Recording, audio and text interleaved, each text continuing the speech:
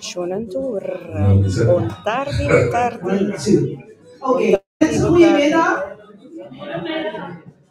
Ik hoor niets. Mensen, goedemiddag.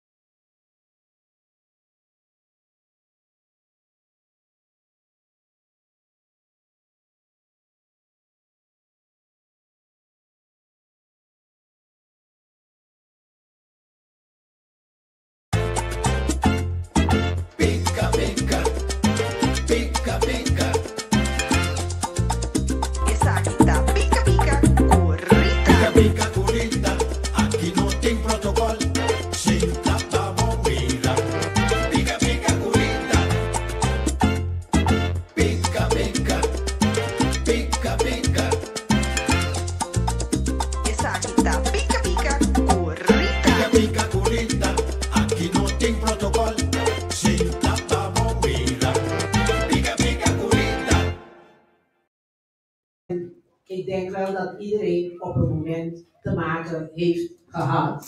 Shonantur, buon tardi, awe pika pika. Te live di kom so awe nos tanaka. Siko so ku bezig ku Pink Ribbon.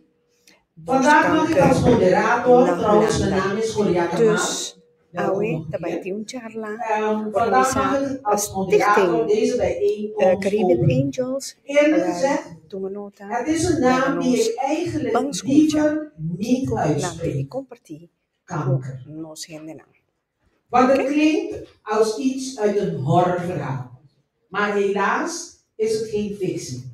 Het is iets dat velen van ons direct of indirect raakt. En juist daarom zijn wij hier vandaag. Om beter te begrijpen, om ervaringen te delen en vooral om samen kracht te vinden.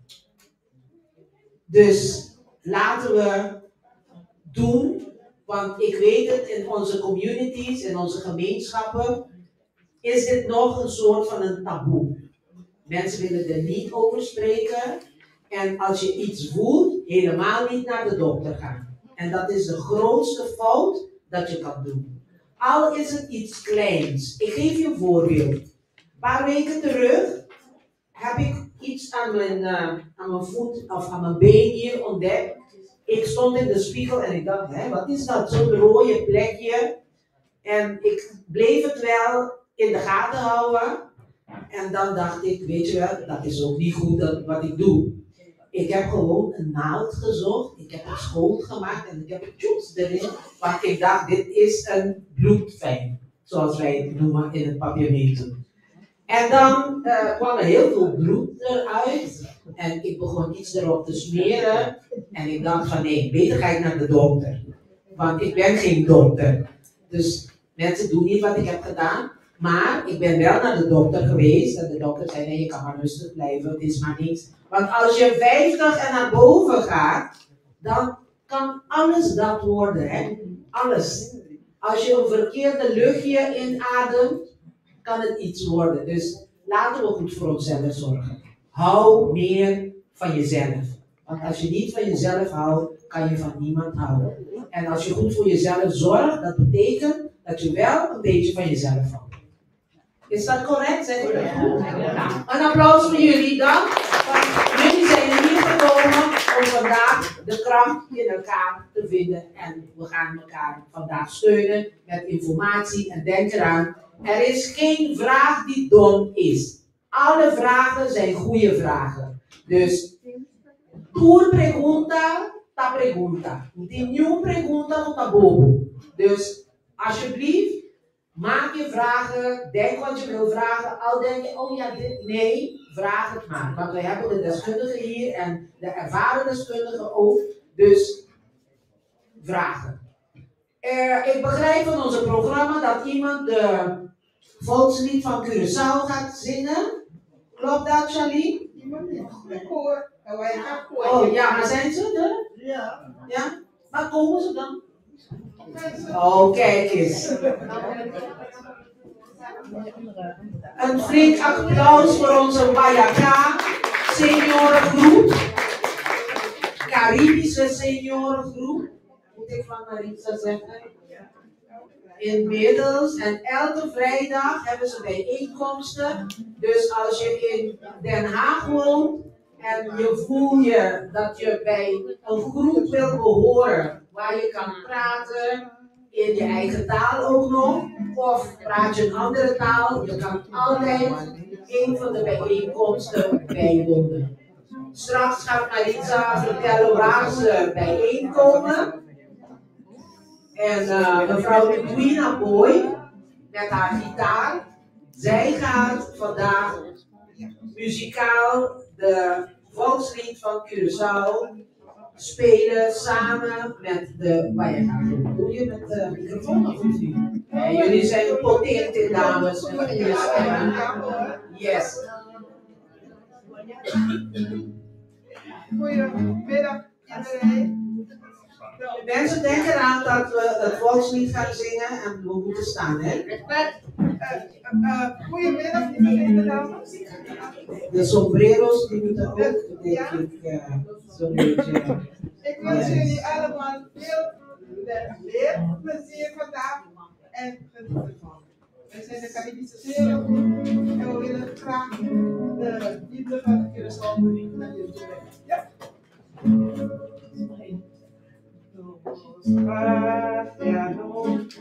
Demostrar honor y lealtad, estos de bandera, unión y nos marchó.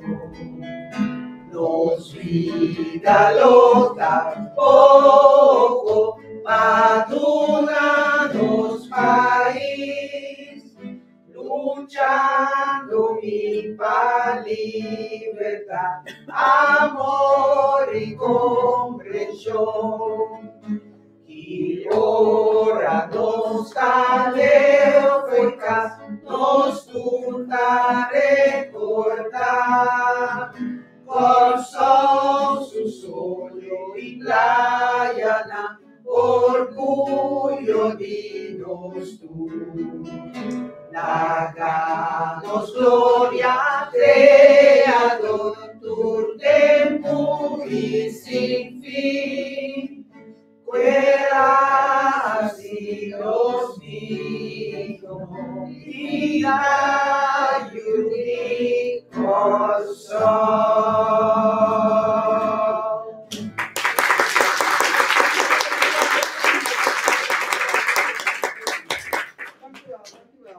Yes. Zo'n cargue de nos Ja, coração. dat is de helft, maar het is ook Coração een stukje. de nos eta. Ja, toch? Een applaus voor de mensen van Wayaka, Caribische seniorengroep. Yes. Ik wil van harte welkomen onze kijkers ook op de website van Pika Pika Talk Show. Dankjewel Rita. Jullie kunnen maar gaan zitten. Ja. Dankjewel Rita dat we vandaag ook bij jou en bij jouw kijkers kunnen zijn om dit interessante dag uit te zenden en de informatie door te sturen. Mensen, er is in al wat we nu bezig zijn, het is vandaag ook dierendag. Ja, iets vrolijks, toch? Want ik zie alle gezichten zo'n beetje, oh ja. Het is dierendag, mensen. Wie heeft een dier thuis? Kent u een beestje aan de kaas? Oh, alleen maar eentje, 2, 3, 4. En wat hebben jullie? Katten, poezen? Ja, hond? Poeder? Wat heb je? Wat heb je? Oh, hondjes. Kijk eens, hondjes. Ja, Nou, en helaas kunnen honden ook dit ziekte krijgen. Hè? In maart was ik op Curaçao en mijn moeder heeft zo eentje van die Yorkies. En ik ging hem douchen en toen voelde ik rare dingen bij zijn borst. En ik dacht meteen naar de dokter. En de dokter zei, het lijkt alsof het dat is, maar breng hem, we gaan opereren. En dan bij de operatie heeft hij opengemaakt en dan zegt hij tegen mij, ja, het is al in die hele lijf gaan broeden. Maar ze heeft alles, of zo heeft geprobeerd, meerdere delen weg te halen. En nu ben ik benieuwd hoe, ja, het gaat wel goed met die hond, maar in december ga ik terug en dan ga ik weer naar de dokter om te kijken van hoe het gaat. Want mijn moeder is 84 en die hond is alles voor haar. Dus je kan je wel voorstellen als er iets met die hond gebeurt. Maar ja, we zijn hier en we zijn bijna allemaal, denk ik, gelovigen. Misschien een paar niet. Maar wij geloven dat als we bidden, dat God ons hoort. En whatever religie je bent, het is één God die we aanbidden. Right? En soms zegt iemand, ja, ik geloof in de atmosfeer, in de stenen en weet ik van allemaal wat. Maar iedereen gelooft wel in iets. En we zijn hier vandaag en dat is namens de stichting Caribbean Angels. Mevrouw Charlene. Wie? Oh, de minister is er. Oké. We hebben de officiële opening gedaan en we gaan meteen naar onze eerste spreker. De minister van dit huis, de minister die ons vertegenwoordigt hier in Nederland. En dat is meneer Carlsen Manuel. Met jullie applaus. Goedemiddag. Goedemiddag. Wow. Mooi. Nou, goedemiddag. Goedemiddag ook voor de live meekijkers. Dames en heren, welkom bij het Curaçao-huis. Nou, ik ben echt vereerd om jullie allemaal hier aanwezig te zien vandaag. Het is voor mij een bijzondere eer, zoals ik net zei, om vandaag te mogen, u te mogen ontvangen in het Curaçao-huis. De Casa de Curaçao, zoals wij zeggen. Op een dag die niet zomaar op de kalender staat. Oktober is meer dan een maand van roze lintjes. Het is een maand van bewustwording, van kracht en van verhalen die verteld moeten worden. Borstkanker raakt levens. Het stopt niet bij landsgrenzen, en niet bij leeftijd en ook niet bij afkomst. Achter elke statistiek schuilt het gezicht. Achter elk gezicht een verhaal. Een moeder, een zus, een vriendin, een collega. Soms iemand die hier vandaag tussen ons zit. Ik weet uit eigen ervaring hoe een ziekte je wereld in één klap kan veranderen. Hoe onzekerheid, angst en hoop allemaal tegelijkertijd aanwezig kunnen zijn. En juist daarom raakt Pink Oktober mij diep. Omdat het niet alleen over cijfers gaat, maar het gaat over levens. Daarom staan we hier vandaag niet alleen om te luisteren, maar ook om te handelen. Vroeg ontdekken redt levens. Dat is geen slogan. Dat is werkelijkheid. Een oproep en gelijk een kans. Daarom staan we hier vandaag. Vandaag wil ik iedereen hier aanmoedigen. Praat erover. Stel vragen. Leer de signalen te kennen. En wacht niet. Handel op tijd. Voor jezelf. Voor iemand van waar je houdt. Excuses. Ik wil een bijzonder woord van dank uitspreken aan de stichting Caribbean Angels, Rosa en Santa Marieke. Jullie dragen deze boodschap al jaren. Met hart, ziel en draagkracht. Jullie creëren een gemeenschap waar mensen niet alleen informatie vinden, maar ook warmte, begrip en steun krijgen. Ook dank aan iedereen die vandaag aanwezig is. De vrijwilligers, de gasten. Is de raadslid ook aanwezig? Sorry? Heb je een raadslid ook aanwezig? Die komt eraan. Die komt eraan. Nou, die is er nog niet. Maar goed te weten dat er ook een raadslid aanwezig zal zijn die dit ook steunt. Maar samen laten we zien dat dit thema ons allemaal aangaat. Vanavond, ja, vanmiddag. Het is nog niet avond, zometeen wel. Maar laten we zien dat wij samen dit onderwerp dragen. Het is een moment van herdenken, van verbinden en van hoop. We eren degene die we hebben verloren.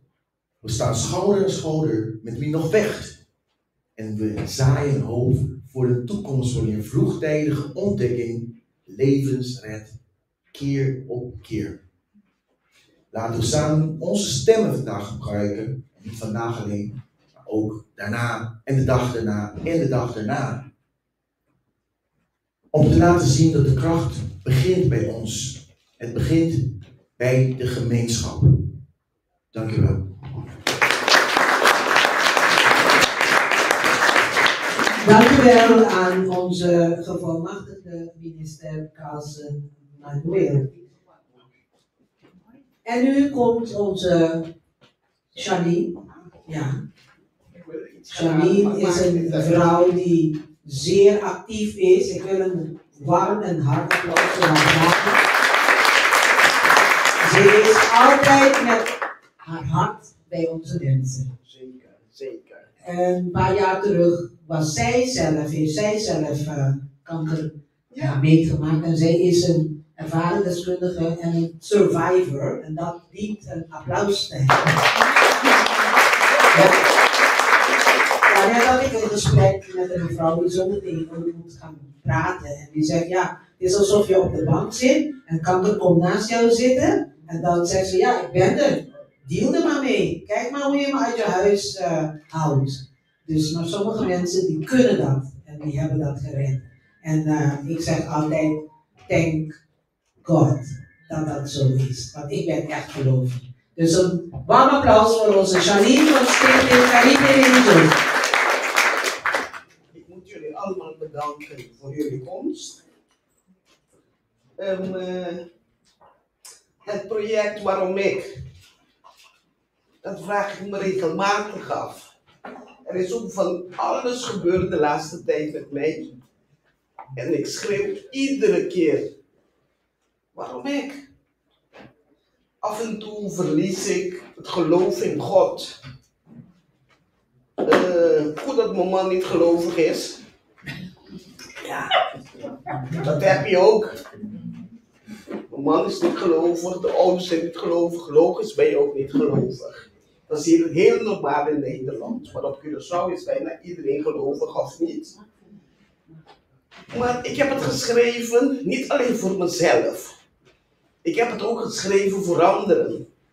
Zodat ze zich, vooral de Antilliaanse, Caribische gemeenschap, die het verschrikkelijk moeilijk vindt om over hun of andere ziekte te praten. Dat gaat niet en dat mag niet. Dat wil ik na die taboe doorbreken, zodat wij met z'n allen schouder aan schouder vechten tegen deze ziekte. Ik ga niet urenlang staan praten, al vind ik het leuk. Maar nee, ik vind het jammer. Maar het is wat het is. En wat moet ik zeggen? Ik heb van alles gedaan. Maar ja, dit is het. We moeten vechten. En gewoon keihard, hand in hand met elkaar, verder gaan. Antilliaanse gemeenschap, denk aan jullie kinderen, kleinkinderen. Maak jullie mond open, verberg het niet. Hoe meer je het verbergt, hoe meer problemen je krijgt daarmee. Dus dames, bedankt. Ik vind het heel leuk dat jullie zo met een grote getale hier is. Ik dank van harte aan onze gevolmachtigde minister dat zij ons de kans heeft gegeven om hier aanwezig te zijn. Bedankt en jullie ook bedankt. Dank u wel, Janine. Nee, ik ga je niks vragen. Ik maak je geen zorgen. Want ik heb een tijd die ik me aan moet houden. Hè? Ja, dus we gaan meteen van start. Ik wil dokter I. Janning, oncoloog. Zij gaat praten of hij gaat praten over behandeling en keuzes bij borstkanker. Als de dokter klaar is met haar presentatie, kunnen we en verwachten we vragen uit de zaal. Van harte welkom, dokter. Hallo. We hebben het programma een klein beetje gewijzigd. Ja, is goed hoor. Want wij willen graag een duo-presentatie houden. En ook een kleine opmerking in het programma. Ik ben geen oncoloog, ik ben maar een chirurg. Een beetje anders, maar wel een oncologisch chirurg. Nou, en wat een oncologisch chirurg. Ja, dat betekent eigenlijk dat je vanuit oncologisch betekent kanker eigenlijk. Dus dat je veel mensen opereert die kanker hebben. Ja. En dan als je oncoloog alleen bent? Ja, dan ben je eigenlijk een oncoloog snijdt niet. Maar die behandelt mensen met medicijnen. Oké. Nou, duidelijk verschil. Ja, het is altijd goed om te vragen. Ja. Want soms kijken we, horen we dingen en we weten niet precies waarover het gaat. En u? Ik ben Chris van Hoog. Ik ben de radioloog. Ik sta als tweede op het programma. Ja, radioloog weet ik wel wat het is, want ik moest dat ook een aantal jaar terug doen. Ja. Maar alleen maar als je hoort dat je dat moet gaan doen, dat geeft al iets van het kan, ja, een beetje spannend. Ik maar ja, even mijn komt u maar hier. Ja. En u bent een radioloog en misschien kunnen we even, even een kleine uitleg geven wat de radioloog precies doet. Ja, een radioloog is een dokter die gespecialiseerd is in de radiologie. En die maakt gebruik van beeldvorming, dus we maken beelden van mensen of van organen en proberen daar dingen in te ontdekken die wijzen op ziekte of juist op de afwezigheid van ziekte. En ik heb een aantal voorbeelden die ik jullie kan laten zien hoe wij de radiologie gebruiken tijdens de besporing van borstkanker. Is het zodanig dat een radioloog per dag meerdere patiënten ziet die misschien kanker gerelateerd zijn dan andere ziektes?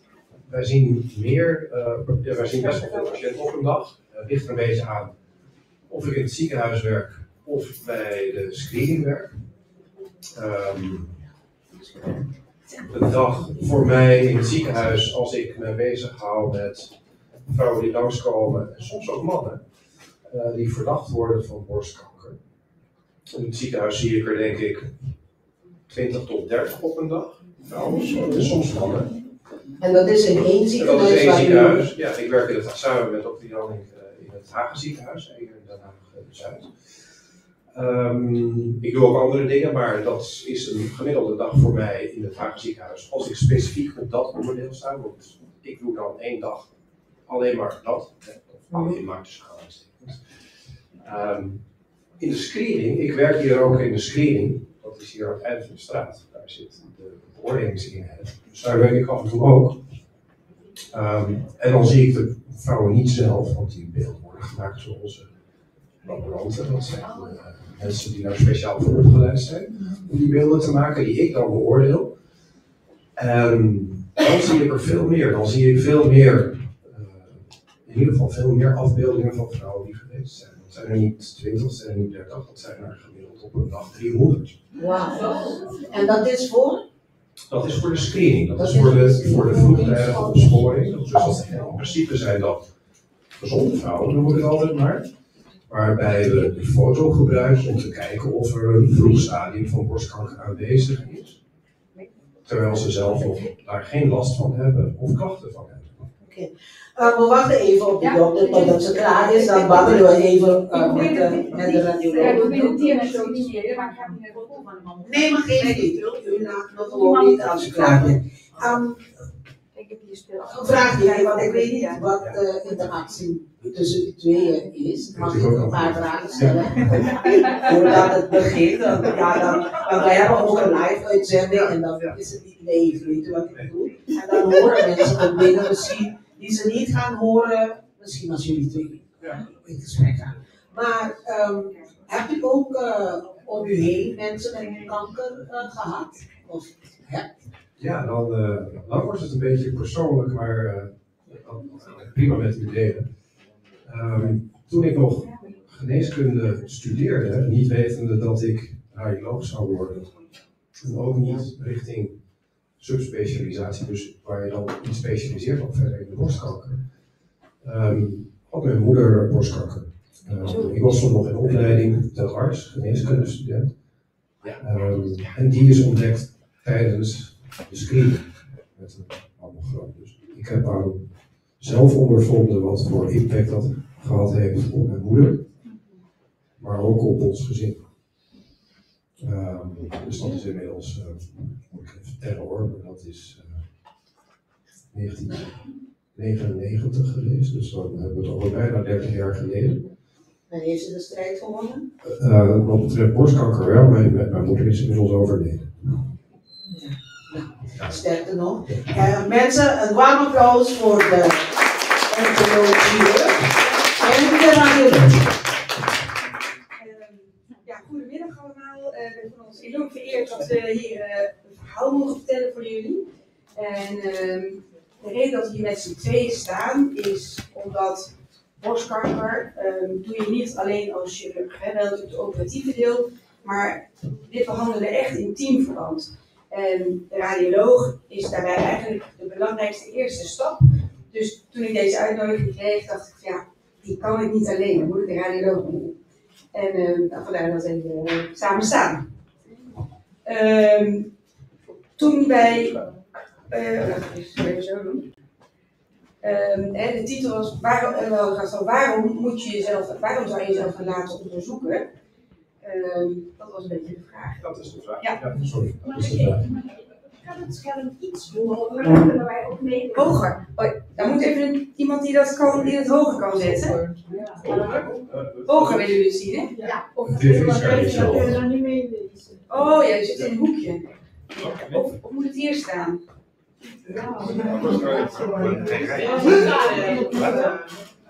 Kijk voor je snoertjes. Ja, de stoel is Zo in brand. beter? Ja? Prima. Het is hoger. Zo beter? Nee, hoger gaat hij niet. Dus gaan we zo Er lopen. zijn hier nog wel 2 stoelen vrij eventueel.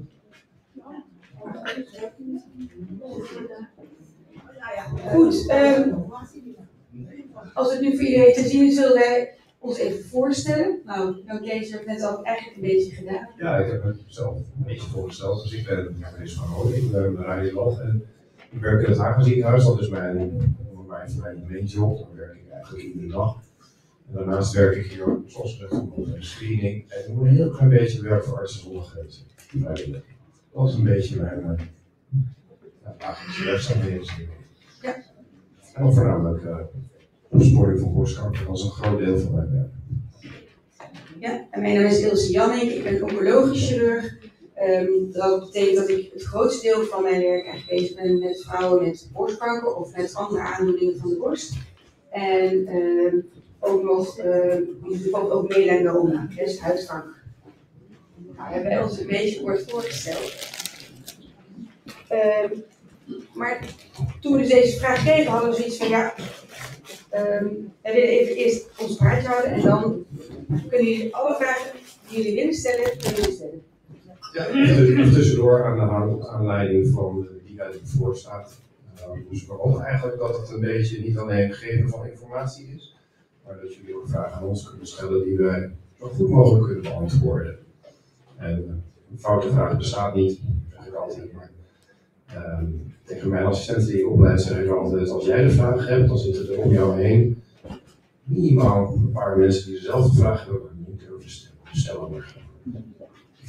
Oké, dan gaan we eerst wat over de radiologie vertellen. Ja, ik zal iets. We hebben als radioloog meerdere onderzoeksmogelijkheden tot onze beschikking. Vrijwel alles is heel technisch. En dan gebruiken wij. Mammografie is eigenlijk ons werkpaard. Mammografie is een foto van de borst. Zo simpel is het. Dan maken we een röntgenstraling foto van de borst. En de belangrijkste vraag: is er Of zijn er aanwijzingen voor borstkanker of niet? Merendeel gelukkig van de vrouwen die mammografie ondergaat, heeft geen borstkanker. We gebruiken ook echografie. Mammografie doen we in het ziekenhuis, maar ook in de screening, dus vroegtijdige opsporing. Dat zijn mensen die niet in het ziekenhuis, dat zijn geen patiënten. Screening is geen patiënt. Dat noemen we ook geen patiënt. Ziekenhuis, als je ziek wordt wel, maar screening niet. Echografie. Ja. Met screening bedoelt u borstkanker bevolkingsonderzoek? Bevolkingsonderzoek borstkanker. Ja. Van de duidelijkheid. Gezonde mensen die langskomen waarbij borstkanker uitgesloten wordt, soms wordt het. Ja, wij kennen het allemaal onder bevolkingsonderzoek. Juist, wat is het hetzelfde? Exact hetzelfde. Echografie gebruiken we niet in bevolkingsonderzoek in het ziekenhuis. En er zijn daar een aantal voorbeelden van. MRI is een andere onderzoekstechniek. Dit is geen röntgenstraling, het is geluidsonderzoek. MRI is magneetveld, geen röntgenstraling. Soms gebruiken we CT, niet in ons ziekenhuis, dus experimenteel. Dus we gebruiken heel veel CT, maar voor borstkanker heel weinig. En we hebben nog allerlei nucleaire technieken. Dat gebruiken we eigenlijk wanneer vrouwen al borstkanker hebben. Om te kijken of er uitzaaiingen zijn. PET-scan. Ja, dat is Waaronder valt die? nucleair. Nucleair. Ja, PET-scan. Net als jullie vragen hebben, steek je hand omhoog en dan kom ik met de microfoon en dan kan iedereen luisteren.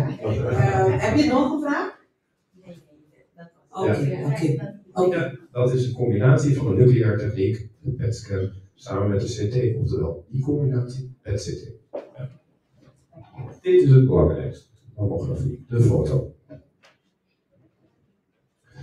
En vervolgens, er zijn er twee redenen om naar het ziekenhuis te kunnen gaan. Dat is ten eerste als je zelf een klacht hebt van de borst. Je gaat naar de huisarts. De huisarts vindt een verwijzing noodzakelijk. Dat is meestal, niet altijd, maar meestal als er een zwellingje of een knobbeltje in de borst is. De andere route om naar het ziekenhuis te gaan is het bevolkingsonderzoek. Je hebt nergens last van, geen knobbeltje, geen uitvloed van tepelvocht, bloederig tepelvocht, geen intrekking, etc. Dan kom je in het ziekenhuis. Dan krijg je mammogram, dus het borstfoto-onderzoek. Wordt opnieuw gedaan. Dat is niet altijd noodzakelijk, maar vaak wel. Dan hebben we de echografie, die maken we heel veel. Is het dan zo dat als je mammografie hebt gehad en je wordt daarna naar de echografie verwezen op borstkanker is? Niet altijd zo. Dan heb je ook nog, zoals gezegd, de MRI, maar die gebruiken we op hele specifieke indicaties. Dus als we denken dat het nodig is. Dus soms inderdaad het zitten. Maar meestal is het een combinatie na verwijzing, mammografie, echografie. En met de echografie kun je ook biopteren. Dus dat wil zeggen, met een naaldje een stukje weefsel weghalen om te laten onderzoeken of het borstkanker is of niet. Dat kunnen we ook niet via de mammografie. Dat zijn de technieken die we hebben.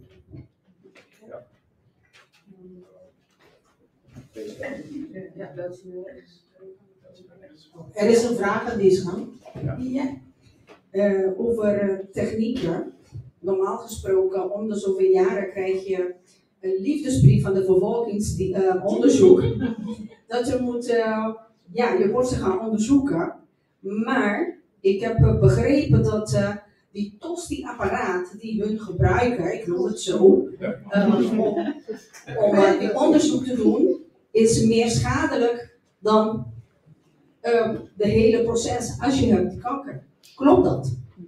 Daar kan ik het antwoord op geven. Ik heb daar een dia over, maar het hele kort door de bocht antwoord is nee. Oké, duidelijk. Is dat geen minder pijnlijke ingreep? Minder pijnlijk? Zet ik maar met de apparaat voor. Ik heb een aantal apparaten laten zien waarmee je in principe ook zou kunnen screenen. Maar mammografie blijft de hoeksteen. Het blijft het apparaat waar we eigenlijk niet zonder kunnen. Zij hebben ook nog een apparaat verzonnen dat je je borst erin zet en dat het zo'n gaatje heeft. Krijgen we dat in Nederland of is dat nog niet goedgekeurd voor de onderzoek? Ik weet niet precies op welk onderzoek we doen, maar Voor de borsten. Maar we hebben de CT en de MRI voor de screening, wordt al wel toegepast. De MRI is misschien dat jullie daarover gehoord hebben, is nu afgelopen dinsdag volgens mij dat in Nederland goedkeuring gegeven is om de MRI in te zetten voor de screening bij een bepaalde groep vrouwen met heel dicht klierweefsel, dus dat wil zeggen veel klierweefsel en nog vetweefsel in de borst. Dat gaat komen. Welke termijn weet ik nog niet precies, maar dat is nu, daar is goedkeuring aan gegeven. Op termijn misschien de CT of contrast verrijkt mammogram, maar dan zit je nog steeds tussen die platen, om het zo maar te zeggen. Dus er zijn meerdere onderzoeksmogelijkheden wel, maar om het toepasbaar te maken in onze maatschappij, zeg maar, blijft denk ik mammografie een heel belangrijk instrument. En ook niet echt onvervangbaar. Hier zie je wat plaatjes van de MRI. Of sorry, Van van de de mammografie. Ja. Er zijn ook op het gebied van het pletten van de borst verschillende technieken om dat minder pijnlijk te maken. Die zijn er. Dit is ons apparaat.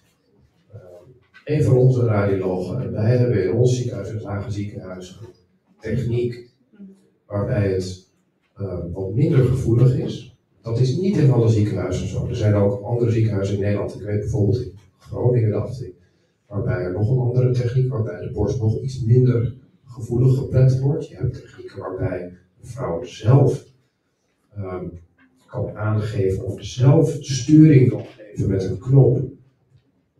De mate van drukken, zeg maar, kan bepalen.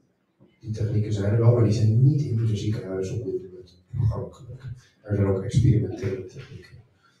Hoe gaat dat? Ja, het is inderdaad, de borst wordt hier tussen twee platen gelegd. Waarom moet je die pletten, tussen aanhalingstekens? Omdat je anders, als je dat niet doet, krijg je twee problemen. Je kan het borstklierweefsel niet goed zien, te weinig zien. En het kan ook wel beweging geven. Dat wordt door een laborant gedaan.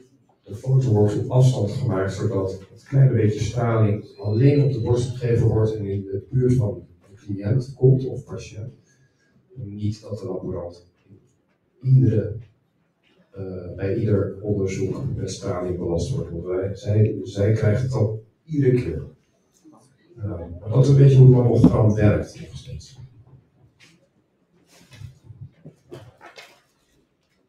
U zag die al mammogram, waar zijn we bang voor? Ik heb al één vraag gehoord. Waar zijn we bang voor bij de mammografie? Waar zijn jullie bang voor? Pijn en pletten. Sorry, het pletten doet mij echt. De pletten en pijn, ja. Andere vragen? Ik heb eigenlijk een andere vraag. Wat doen jullie als iemand, zeg maar, een vrouw kleine borst heeft of dat het gewoon, zeg maar, plat is? Dan kan je niets plat drukken, dus wat doe je dan? Dat doen we nog steeds. Dat doen zelfs mannen. Ja, mannen. Sommige mannen hebben een klein beetje borsten. Die hebben dat. Maar ook een man zoals ik, met vrijwel geen borstvorming. Dat is gewoon allemaal groot. Kan gewoon echt technisch, kan dat. Maar hoe dan? Je trekt het weefsel een beetje van de borstspier af en het is altijd wat mobiel. En als je helemaal zo naar achter trekt, niet natuurlijk, maar als je het naar voren trekt. Er kan altijd een borst tussen het mammogram. Dat neemt niet weg dat het niet vervelend is, maar dat kan wel technisch zijn. Ik heb nog een vraag. Tegenwoordig loop je van de ene ziekenhuis naar de andere voor onderzoeken en wordt je alsmaar doorstraald.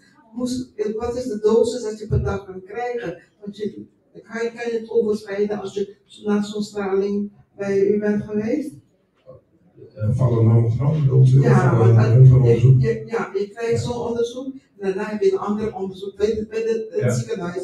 Maar er is een maximale dosis voor die straling. Ja, is die straling je gaat in met een normaal, ik noem het maar even, welk type onderzoeken bij ons op de afdeling kunt krijgen. Ja?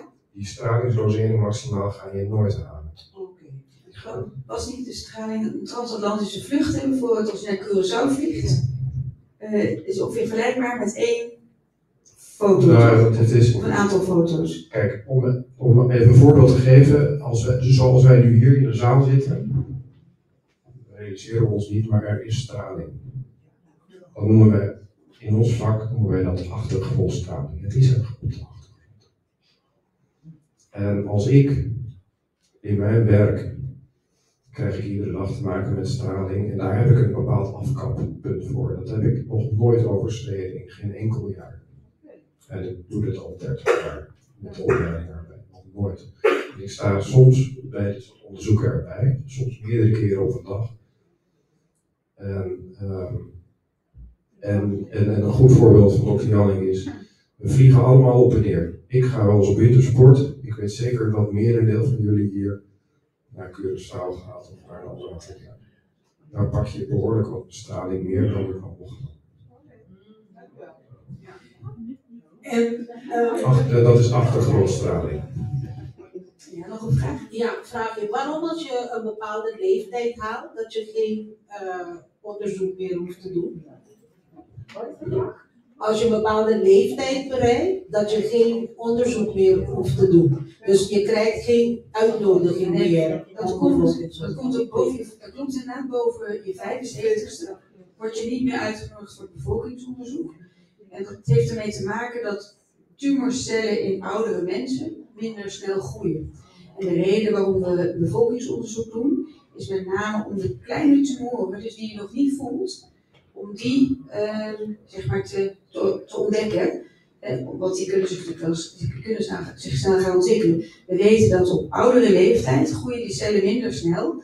En dan wordt dat vroeg stadium vaak dus ook niet ontdekt. Bij oudere mensen heb je vaak eerder dat je een palpabel, die komen dan als een palpabel, als ze iets voelen, een knobbel. Dat vroege stadium, dat is, het ontwikkelt zich minder snel dan tot borstkanker, zeg maar. Toch zeg ik het zo? Dat is zeker goed, denk ik. Ja. Ander feit is ook, het wordt vanuit de overheid, dus vanuit het landsbelang gedaan. Niet alleen voor het cliëntenbelang, maar ook vanuit, als je ouder wordt, dan het bevolkingsonderzoek heeft als doel om de overleving te verbeteren. En naarmate je ouder wordt, en ik noem maar even een dwarsstraat, als je 85 bent en je hebt een klein tumortje, dus een klein zwellingje in de borst en dat lijkt kanker te zijn, dan ga je naar alle waarschijnlijkheid overlijd je gewoon op een andere wijze. En overlijd je dus niet door borstkanker. Ik had een andere vraag. Voor de duidelijkheid. Uitnodiging krijg je vanaf je 50ste, en elke 2 of 3 jaar, tot aan je 75ste. Dus daarna krijg je niet. Maar als je als vrouw iets voelt, mag je toch wel altijd naar de huisarts. Ja. Als je iets voelt bij je borst. U heeft helemaal gelijk. De uitnodiging begint vanaf je 50, dus sommige vrouwen weet ik vanaf 49, ligt aan wanneer het dus in de buurt is. Praktisch. Tot en met 75 inderdaad, dat is de laatste ronde. Ik stel hem ietsje scherper. Als u iets voelt en u bent bij een bevolkingsonderzoek geweest, dan is er een reden om naar de huisarts te gaan. En waarom? Omdat niet alle tumoren ontdekt worden door het bevolkingsonderzoek alleen.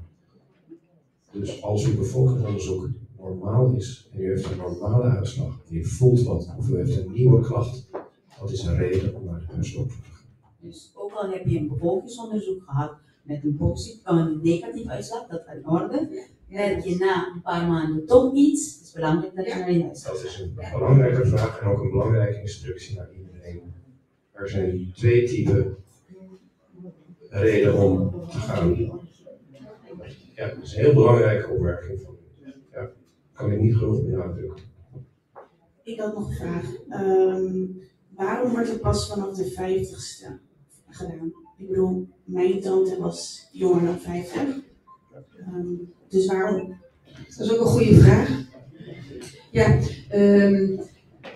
de reden waarom het vanaf de 50ste gedaan wordt, is dat de borst, als die nog jonger is, dan bestaat die uit heel we noemen dat dens klierweefsel. Dat is heel wittig. We zijn later zo meteen ook, we zullen zo een beetje laten zien waar het om gaat. Dus als je heel vroeg een mammografie laat maken, zonder dat je iets voelt, zie je eigenlijk niet echt goed iets. Maar naarmate je ouder wordt, wordt het klierweefsel wordt minder, waardoor je een soort van doorzichtig wordt de borst. En daardoor kan de radioloog veel beter de verschillen zien. Dus dat is de reden. Maar je hebt helemaal gelijk. Er zijn er wel eens mensen die op hun 23ste denken, ik heb een knobbel. en die dan borstkanker blijkt te hebben. Dat kan. Dus als je iets voelt, als je iets niet vertrouwt, gewoon naar de dokter gaan. Maar de reden voor de screening is het dense weefsel. En dat wordt minder bij je 50ste. Weet je, als je naar de overgang krijgt te gaan. En is het dan ook zo, als iemand anders je in de familie het ook heeft gehad, dat het dan automatisch ook, zeg maar, doorgegeven kan worden aan familieleden, andere familieleden of kinderen? Ook een hele goede vraag. Nou, laat ik even beginnen. In eerste instantie dat het borstkanker komt tegenwoordig heel erg veel voor. Sorry, even. Mensen, kunnen die apparaten uitgezet worden, alsjeblieft?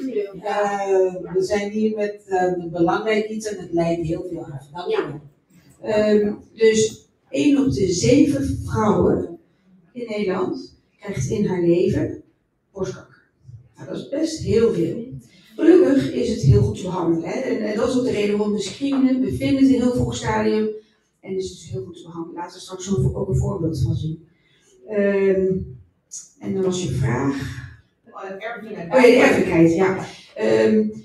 In sommige gevallen is het inderdaad erfelijk. En als met name als het heel vroeg optreedt, als je voor je 40ste borstkanker krijgt voor iemand in de familie, dan moet dat uitgezocht worden. En ook bij bepaalde type tumoren, nou, het wordt een beetje technisch, maar bijvoorbeeld de niet-hormoongevoelige tumoren, triple negatief, misschien hebben jullie er best van gehoord. Die tumoren die lijken inderdaad veroorzaakt te worden door een genafwijking, dus iets in je chromosomen, iets in je cellen, waardoor je een grotere kans hebt. En we zien met name, als de familie van je vaderskant, als daar heel veel borstkanker voorkomt, prostaatkanker, dan kan het zijn dat er inderdaad een afwijking is in de celstructuren, in de genen. En daar heb je een bepaalde mutatie, heet dat dan. Ik weet niet of jullie er wel eens van gehoord hebben. Misschien een beetje technisch, maar een BRCA1 of 2 genmutatie kan. Nou, dat wordt een beetje technisch. Maar het wil dus niet zeggen dat een familielid in de familie, dat je dan zelf ook een verhoogd hebt. Het is met name de leeftijd van die persoon. Is dat zo duidelijk? Ja, oké. Ik heb een vraag. Bij ons is het 3 generaties. En nu heb ik een neefje die heeft het ook gehad. En mijn vraag is, hoe wordt het bij mannen onderzocht? Nou, en krijgen ze ook bevolkingsonderzoek? Ja, dat is een hele goede vraag. Nee, mannen worden niet, die krijgen niet per definitie bevolkingsonderzoek. Maar we weten van als je 100 personen, op alle 100 vrouwen met borstkanker, zit er 1 man bij. Dus 1% van alle borstkanker, 1% van alle borstkanker is een man. Als een man borstkanker heeft, dan moet dat, dus eigenlijk in Nederland is dan de regel dat die ook onderzocht wordt. Want dan is de kans dat er een genmutatie is, waar je het over had, dus dat het genetisch is heel groot. En als jij drager bent van zo'n gen, dan is je kans niet 1 op 7, maar dan wordt het opeens 80% kans dat je borstkanker krijgt. En dat is heel hoog. Dus als een man borstkanker heeft, is het belangrijk dat de familie wordt onderzocht. Ja. Ja? Nog een paar kleine aanvullingjes op het verhaal. Dat heeft te maken met de man die borstkanker en de screening en ook vrouwen op jonge leeftijd. Dat is een beetje technisch, maar waarom screenen we niet hier onder de 50? Dat is een beetje cut-off point. We weten dat in Amerika wordt vanaf 40 gescreend. En er zijn ook af en toe stemmen opgegaan, ook in Nederland wordt er vervroegen. Dat heeft te maken met wat dokter Janneke zei. Dat heeft te maken met hoe goed kun je het allemaal gaan beoordelen. Zo simpel is het. Soms kun je het gewoon minder goed beoordelen. Maar dan wordt het wel technisch, maar je kans op borstkanker is uiteraard niet nul en die is aanwezig als je jong bent. Dus ik bagatelliseer dat niet. Ik zeg niet dat, maar op jonge leeftijd, gewoon in een bevolking, zit minder kwaadaardigheden dan in een wat oudere leeftijd. Dat is zo. En screening in een hoeveelheid, bij een hoeveelheid mensen waarin borstkanker nog niet tussen aanhalingstekens voldoende voorkomt, om het zo maar te zeggen, dat bedoel ik niet negatief, hè, dan heeft screening minder zin. Want er is ook een nadeel van screening. Ik durf het bijna niet te zeggen, maar er is een nadeel van screening. Weet iemand waar ik op bedoel? Straling is 1, maar dat is een relatief nadeel. Alles is relatief in het leven. Vals positief. Exact. En wat betekent dat? Ja, dat is een hele goede vraag. Vals positief. Maar ik laat het uitleggen. Ja, ik weet wat je bedoelt. Ik heb het over fout positief, maar vals positief wordt in heel veel Nederlandse, ook door de Nederlandse dokter. Ik vind het niet vals, het is fout. maar dat is persoonlijk. Dat betekent dat als ik in het bevolkingsonderzoek er een vrouw uitpik waarvan ik zeg, dat zou wel een borstkanker kunnen zijn. En die gaat naar het ziekenhuis en daar blijkt geen borstkanker te zijn. Dat klinkt als een prettig iets. Ja, mijn vrouw heeft geen borstkanker, maar realiseer je dat als je dat eenmaal meegemaakt hebt, dat dat verschrikkelijk is. Het is borstkanker krijgen is nog meer verschrikkelijk, ik geef het duidelijk toe. Maar de angst die je hebt en de stress die je ervaart, dat als je eruit gepikt wordt, en het blijkt niks te zijn, die periode van stress is verschrikkelijk. En het is zelfs zo dat het een negatief effect heeft, weten we gewoon in het psychologisch onderzoek, dat de volgende keer wanneer de oproep komt dat je enorm in de stress zit en er zijn legio vrouwen die dus niet meer deelnemen aan het bevolkingsgroep daardoor. Dus, en dat is een negatief effect. Dat is wat er mee bedoeld wordt. Nog een vraag? Ja, ik heb een vraag. Is het waar dat mensen wat aan de borst waren, dat ze kans hebben voor borstkanker? Dus als er een baby nooit aan de borst is gebeurd. Geen borstvoeding. Nou, dankjewel, dat is een goede vraag.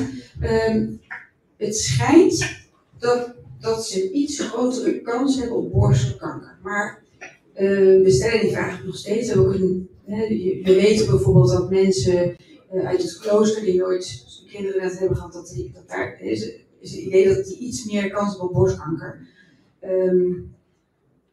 Maar tegenwoordig, het is niet iets waar we het heel erg over hebben of zo, of dat we heel erg dat enorm stimuleren om borstvoeding te geven. Het heeft wel een beschermend effect als je zwanger bent geweest en melk hebt gegeven.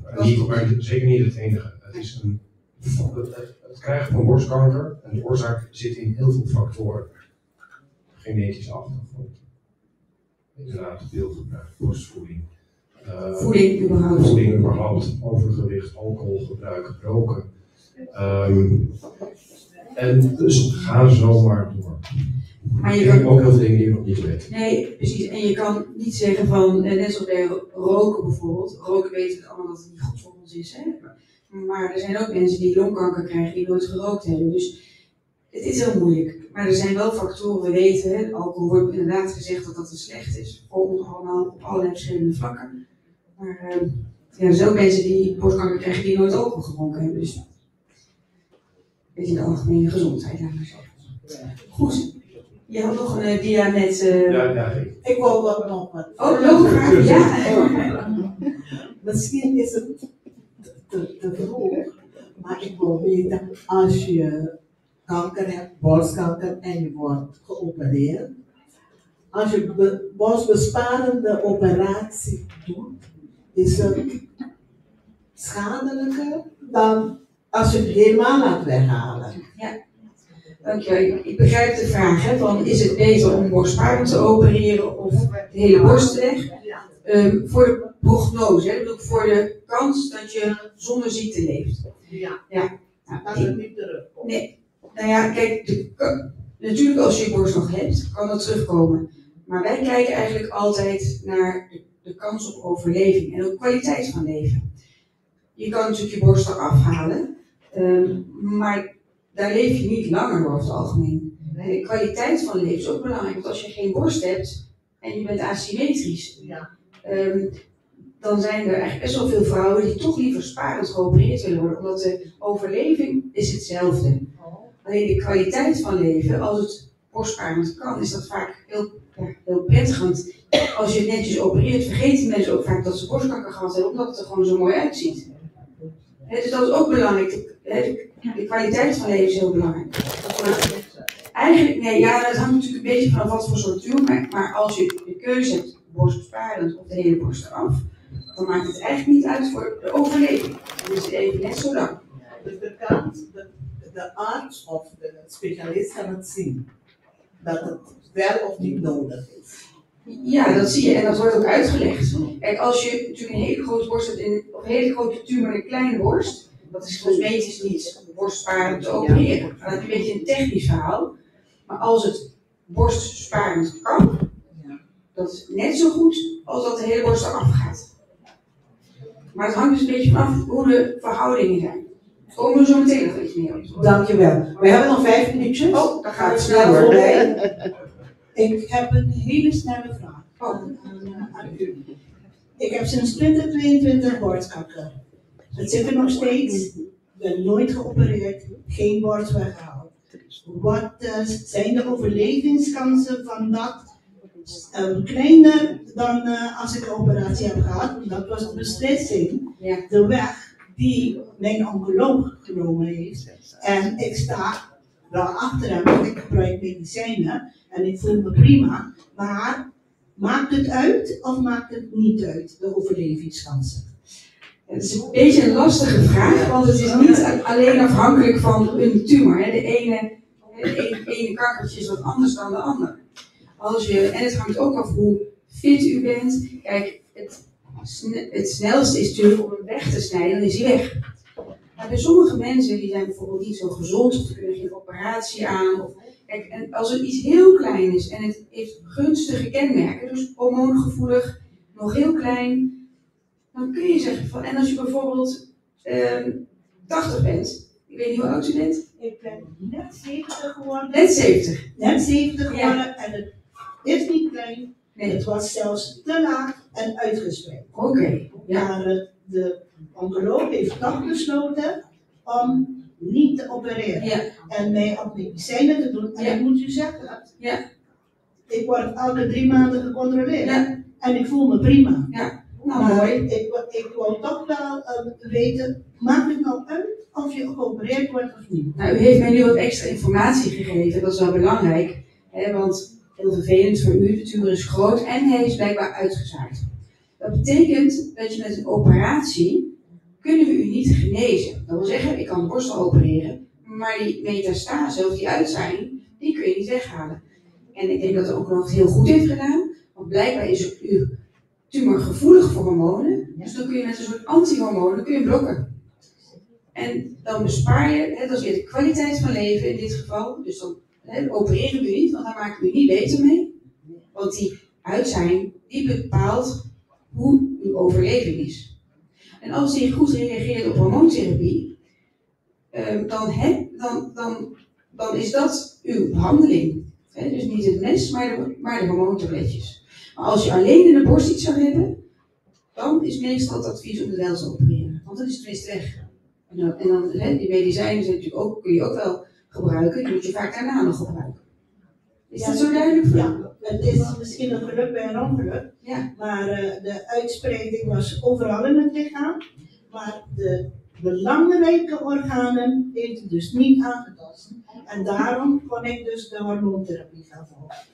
Dus, en je voelt hem nog, hij zit er nog, maar ik noem het mijn vriendin. Oh. Nou, mooi dat u er zo over kan praten. Ja. Nou. We lopen zo. Hebt u nog iets voordat we. Ik zal beginnen. Ja hoor. We gaan even door. Vinden jullie dat we even door moeten klikken of zeg je van laten we, ja? Want dit zijn eigenlijk wel belangrijke plaatjes die mijn collega van Rode heeft. Want dit is een mammogram. Dit is een voorbeeld. Dit is een mammogram. Zo ziet een mammogram eruit. En hier is een afwijking nog te zien. Dat is controle. Daar zit het. Dus deze is een andere mammogram. Die maken in 2 richtingen. Dit is de linker. En dat is de rechter. Precies omgedraaid. Radiologen werken altijd precies andersom. Deze is wel goed aardig. En hier zie je hetzelfde. Dit is, dan gaan we naar het ziekenhuis. Dan krijg je met de echo een zoekje op de plek waar je die staat. Ongelukkig verkeerd. Maar je zoekt op de plek waar je op het mammogram iets verwacht. En je ziet hier deze tumor. Dat is een goed aardig. Goed aardig. En daar kunt u direct al op de mammografie zien. Deze hebben we goedaardig is. Nee, je kan een inschatting maken of iets goedaardig is. Dus ik denk dat het goedaardig is, maar ik moet wel bewijzen dat het goedaardig is. Dus we maken een echo, biopsie gedaan. Hier zie je de naald van de biopsie. Dus we prikken dit gewoon aan. Dit is van buitenaf met de naald aangelegd. En dan is geen pijn. Ja, alle naalden zijn pijnlijk. Ja, ik kan u ongeveer aangeven hoe pijnlijk dat is. Je moet zich voorstellen, als u bloed geprikt wordt in de arm, dat naaldje gebruiken komt te verdoven. En dan voelt u het. Alleen het prikje van de verdoving zit op de andere kant waar. Dus u voelt het prikje van de verdoving, zeker. Hier hebben we nog een dierfoto.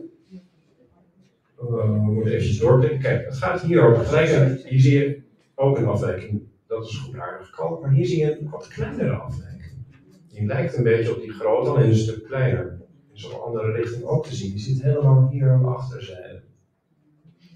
Ik heb hier een vergroting. Die is wat onscherp, dus die is niet mooi rond. Je kan er niet mooi met een penseeltje rondomheen. Je laat nu van dezelfde borst Dit is een andere twee borst. foto's. Andere borst. Ja, Want eigenlijk, misschien moet dat wel gezegd worden, bij de mammografie screening maak je dus 2 foto's van dezelfde borst. maak 4 foto's. 2 van één borst. Ja, dus En zo en zo. En dan op beide foto's moet u die afwijking kunnen zien. Dat is wat u... Ja, dan heb ik er zeker te maken met een, dat is een heel technisch iets, maar dan hebben wij een bepaalde term, dat heet massa. Als ik hem maar op 1 foto zie, heet het iets anders, maar kan nog steeds afwijking zien. Okay. De reden dat we 2 foto's maken is, je wilt de hele borst zien en met 1 foto krijg je niet de hele borst te zien. Dat is technisch iets. Dus 1 foto, het zegt niet, als we maar 1 foto kunnen maken is het niet slecht, maar het is niet optimaal. Dus dit gebied kunnen we, dit is eigenlijk de beste foto. Die andere hebben we nodig om de zijkant van de borst te zien, die niet te zien. Deze ziet er iets anders uit. Een klein beetje hobbelig, hebben we ook ingeprikt. Hij lijkt een beetje op die andere, maar dit lijkt ook hardwaardig. En dat halen we er dan uit. Ja. Ja, dan zit, ik heb even een voorbeeld genomen. Hier zie je ook een tumortje. En daar zit een klein magneetje bij. En dat magneetje plaatsen we, zodat ik op de operatiekamer, als ik iets niet voel, dan kan ik met een soort apparaatje horen waar de afwijking zit. En zo kunnen we dan de tumor eruit halen. Dit is het preparaat dat dan naar de patholoog gaat. Dat is de dokter die het gaat onderzoeken. En die kijkt of het er helemaal uit is gehaald. En hier nog een foto. Ja, dat is iets lastiger. Hier zie je een klein markertje, maar hier zie je al die kleine stipjes. En dit is een vergroting voor wat hier is. En dat is nou juist wat we bij de borstkankerscreening, dus het bevolkingsonderzoek, waar we naar op zoek zijn. Want die kleine stipjes, die kunnen een voorstelling van borstkanker zijn. Nou, in dit geval was het best wel een groot gebied. Ook weer gemarkeerd met magneetjes. En is eruit gehaald. Ik heb hier voor jullie plaatjes. Ik dacht misschien wil je toch een klein iets van een operatie zien. Ja. Dus ik heb dat meegenomen. Dit is een mevrouw. Die had een tumor net bij de tepel. En ja, we hebben nu een nieuw, misschien heb je er eens van gehoord, oncoplastie. Om zo mooi mogelijk te opereren. Natuurlijk, het belangrijkste is om de tumor weg te halen. Maar de cosmetiek is ook belangrijk. Want hoe mooi is het als je geopereerd bent en dat je eigenlijk bijna niks aan je borst ziet. Dan vergeten die mensen dat ze borstkanker gehad hebben. En dat is altijd mijn grootste doel. Lukt niet altijd, maar we proberen het wel. Dus hier zie je de tumor. Althans, die heb ik afgetekend. Met een randje eromheen, want je wil altijd een stukje gewoon weefsel eromheen hebben. Hier zie je, heb ik dit randje rond de tepel weggehaald. En uiteindelijk de tumor verwijderd. En dan wordt het gesloten. En uiteindelijk hou je dit over. En dit geneest. Dit is het op het moment van de operatie. Dus een litteken rond je tepel wordt over het algemeen best kleintjes. Ik hoop dat dat dit verhaal jullie helpt om toch minder bang te zijn. Het is echt op te sporen, goed te behandelen. Maar je moet wel komen, want als het blijft er niet mee lopen, is echt zonde. En als je ergens bang voor bent, kom gewoon en dan proberen we het uit te leggen wat er aan de hand is, wat je voelt. Maar duik niet weg. Dankjewel voor jullie aandacht. Nou, dit is een waterkant. Hartelijk bedankt. Jammer dat we niet langer kunnen gaan, want ik weet dat er zeker meer vragen zijn. Maar er zijn nog andere sprekers. En ik hoop dat, ik zeg God dat jullie veel kracht en veel wijsheid krijgen om dit misschien niet voor de wereld te helpen halen voordat we sterven. Want misschien komt er wel een dag dat kanker dreigt en dat het weggaat. Een kleinigheidje van de Stichting Canadian Angels voor jullie. Bedankt voor jullie komst. Hartelijk bedankt. En nog een fijn weekend. En hebben jullie dieren thuis? Hebben jullie dieren thuis? Het is dierendag vandaag. Dus een beetje gewennen die dieren. Dankjewel. Dankjewel. Oh. Ja, met mij op de benen. Even buik en lauw.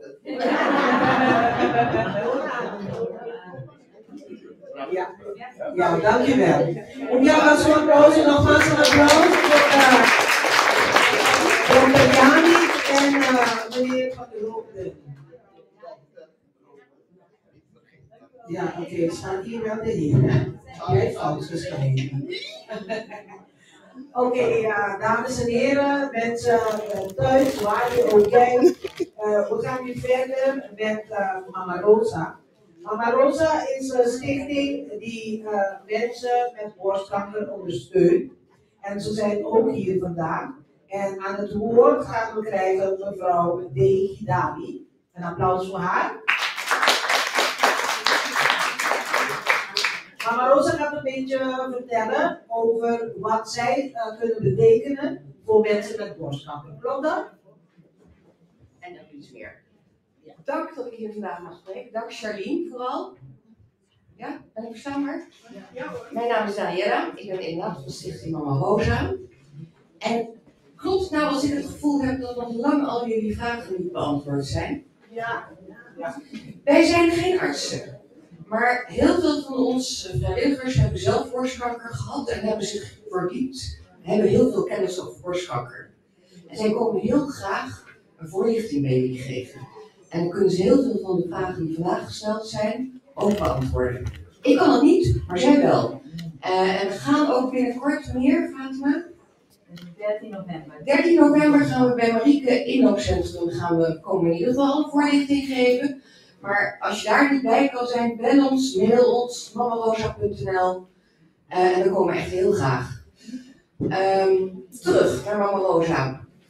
Het is ooit opgericht, al bijna meer dan 20 jaar geleden, door een mevrouw die gaf les Nederlands aan buitenlanders. En ze kreeg zelf kanker. En ze kwam achter al die dingen die we vandaag hebben gehoord en besproken. Mensen denken dat kanker altijd betekent dat je doodgaat. Mensen zijn bang voor de pijn van de mammografie. Als je helemaal geen Nederlands spreekt, dan snap je ook niet waar de uitnodiging over gaat. Mensen houden het even, wat zat er? Ja? Sorry. Ze komen er ook achter dat als je borstkanker krijgt, dat je soms in je eigen groep niet heel veel ondersteuning krijgt. Dat je man bij wijze van spreken roept, geen probleem. Maar als je maar zorgt dat er iedere dag eten voor mij en de kinderen is en dat het huis nog steeds aan kant is. Daarom heeft ze Mama Rosa opgericht. Zij heet Lieder van der Vecht. En wij eren haar nog iedere dag. Wat doet Mama Rosa nou? Ik zei net, wij komen voorlichting geven. Dat doen we heel graag en heel vaak. En we hebben ook mensen die verschillende talen spreken. We hebben ook iemand die Papiamento spreekt. Maar we ondersteunen ook vrouwen die de diagnose borstkanker hebben gekregen. En ik zou bijna dokter Jannik en dokter Rode nog even willen aanspreken. Want zij krijgen soms ook vrouwen uit onze doelgroep, zou ik maar zeggen, zien patiënten die borstkanker hebben en die misschien wat extra ondersteuning kunnen gebruiken. En ik hoop dat u ons belt, zodat wij contact kunnen opnemen met deze vrouwen. Ja, nou, ik vind het heel leuk om elkaar hier te zien, want we hebben heel veel vrouwen die we naar toesturen. In Den Haag is volgens mij 40% of zo laaggeletterd. Meer dan 50%. Meer dan 50% zelfs. Dus wij sturen best regelmatig mensen naar jullie toe. We hebben ook die folder liggen. Ja. Maar wij zouden hem graag willen omdraaien. Want als je al diagnose borstkanker hebt en je bent ziek en je bent moe en je hebt heel gezin ook nog tegen je aanzeurt, dan heb je soms niet meer de energie om op te bellen. Als je omdraait en jij vraagt aan de patiënt, vind je het goed als ik jouw contactgegevens aan Mama Rosa doorgeef, dan bellen wij ze op. En dat is veel minder energie. Nou, dat vind ik wel nuttig om te weten. Er zit hier ook een assistente van mij, Anoushka. Die werkt bij de polychirurgie. En dit nemen we graag mee, hè? Want dat gaan we dan zeker doen. Dat is Dank je wel. Ja, dankjewel. En dank nogmaals Charlene dat je ons bij elkaar hebt gebracht. Ja, dankjewel. Ja, want artsen hebben natuurlijk geen tijd om de hele tijd jullie voorlichting te komen geven. Dus vandaar dat wij dat doen. Ik weet niet hoeveel tijd ik precies heb, maar eigenlijk is dit de crux van wat ik wilde vertellen. En by the way, ik ben zelf geen lotgenote, maar ik herken heel erg waar Dr. Rode het over had. Ik heb ook 1 keer gehad dat ze tegen me zeiden, nou je moet terugkomen voor je biopsie, want we zien iets engs. Die 7 dagen, die wil ik liever niet nog een keer meemaken. Ik ga nog steeds overigens, ik ben wel braaf, maar het is waar, het doet heel veel met je. Dus hoe minder fout positief, hoe beter. Dank jullie wel voor jullie aandacht. En ik hoop dat Mama Rosa klinkt trouwens heel Spaans of heel papiamento, hè? Waarom Mama Rosa? Ja, het heeft iets te maken met Turks volgens mij. Hè? Mama is natuurlijk internationaal. Ja. En Fatima weet het beter dan ik. En die ga jij straks interviewen. Oh, dus dat oké. is vast een vraag die ze dan wil beantwoorden. Er is een vraag hier uit de zaal. Mama Rosa.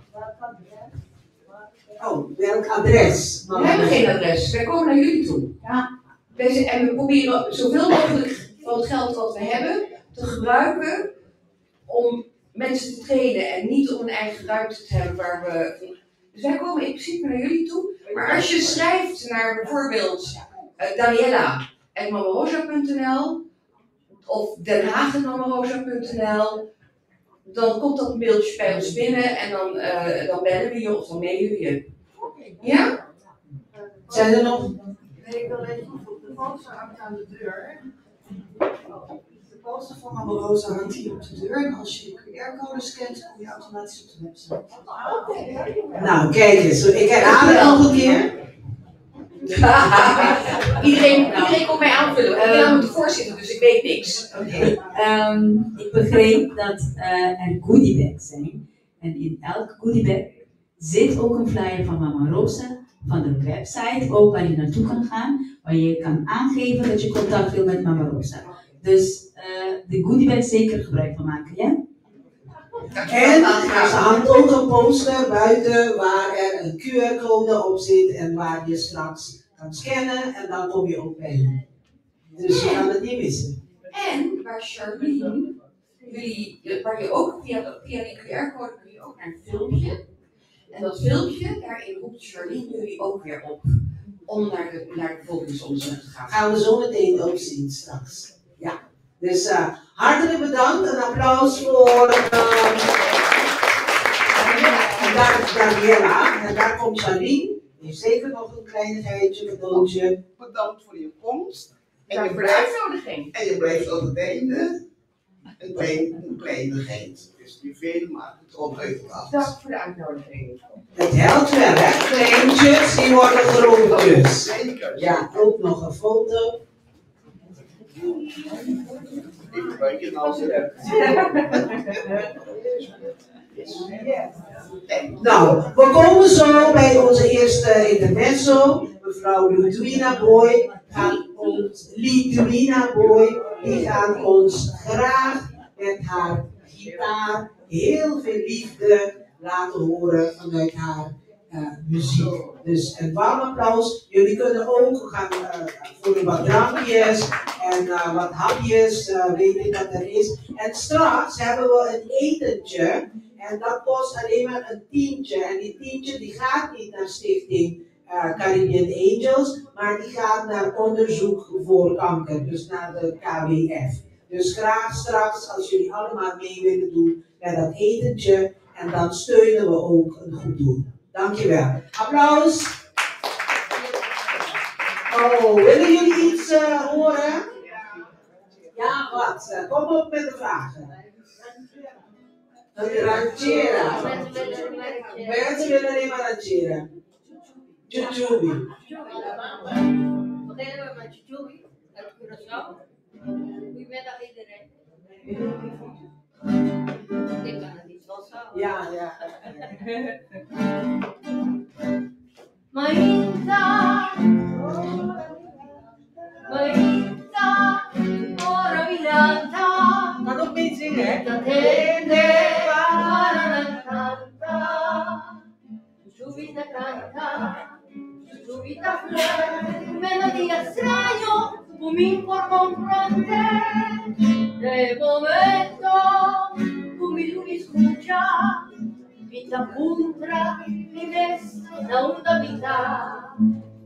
Nai canta de ciuciui tu piano, mi hai alzato una corsa unica, corsa e isla tropical, con su barranca ciuciui un trupial, ciuciubita canta, ciuciubita flare, melodía extraño, un mí por comprender, ciuciubita canta, ciuciubita flare, un melodía extraño que no me inspira yo. Ma inta, ora milanta, vita tende, pararan canta. Nae canta, de ciuciubi trupial, mi hai alzato una corsa unità. Nae momento, come tu mi escucha, vita puntra, mi messa una vita. Nae canta, de ciuciubi trupial, mi hai alzato una corsa unità.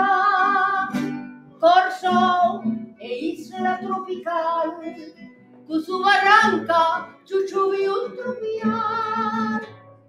Ciuciubita canta, ciuciubita flare, un melodía extraño, conmigo por comprender.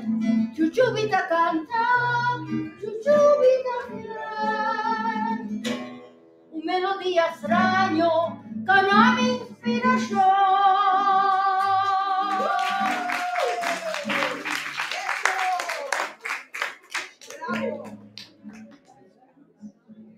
Este amor apasionado anda todo alborotado por volver. Hoy camino a la locura, aunque todo me tortura. Yo sé querer, nos dejamos hace tiempo, pero me llegó el momento de perder.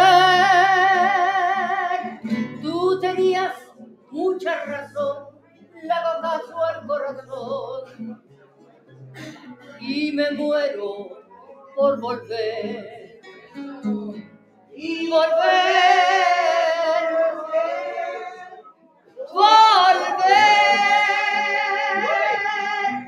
a tus brazos otra vez.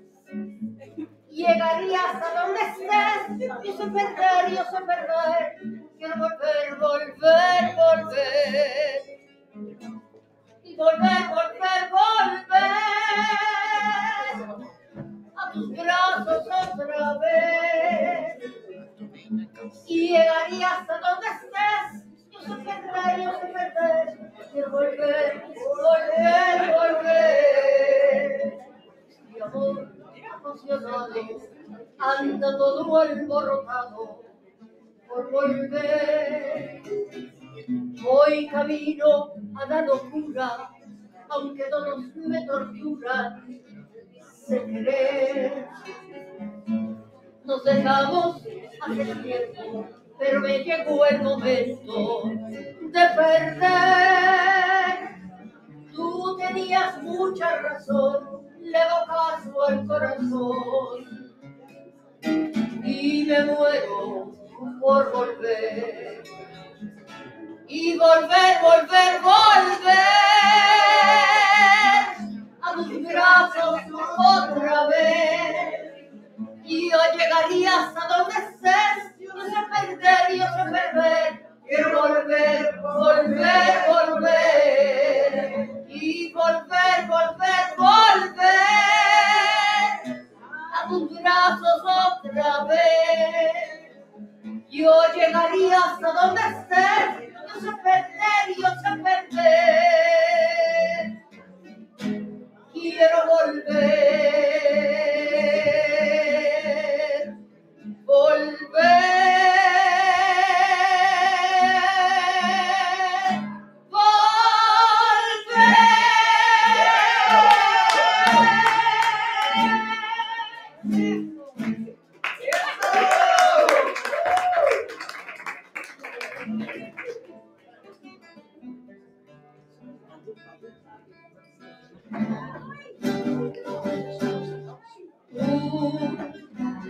mi alma, enter mi vida, casina mi castima, damos mi estima, por tu circunstancia y tenga mi morto, lo vi estimado, a vos,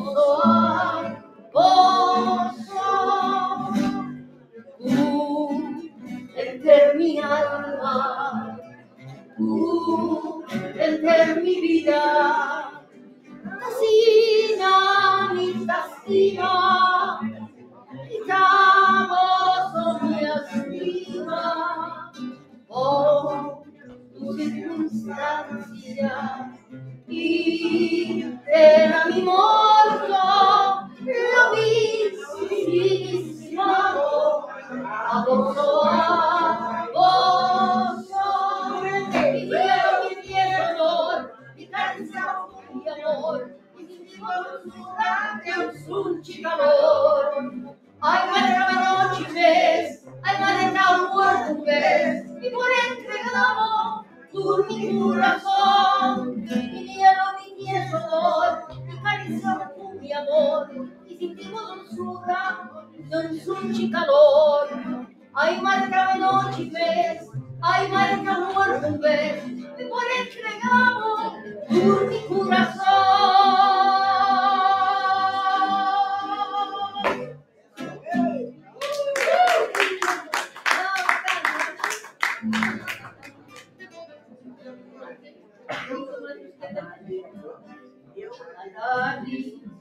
Persona unida, ora solo trabaja, ora tu para, canta feliz, promete una vai sossegar, a tarde para playa, gozo te llena nos alma.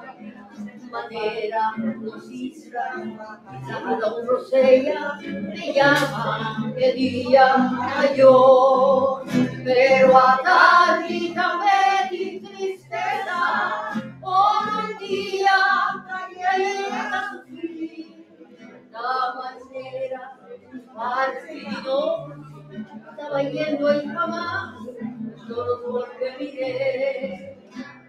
A tarde, por la lunita, ora solo trabaja, ora tu para casa feliz, promete no vai sossegar. A tarde, para cantar, gozo te llena de alma. Madera, isla, la rosella me llama de día a yo, pero a tarde también tristeza, por un día ya llega tu fin, la manera un partido, estaba yendo y jamás no nos volveré, la manera partido, estaba yendo y jamás no nos volveré.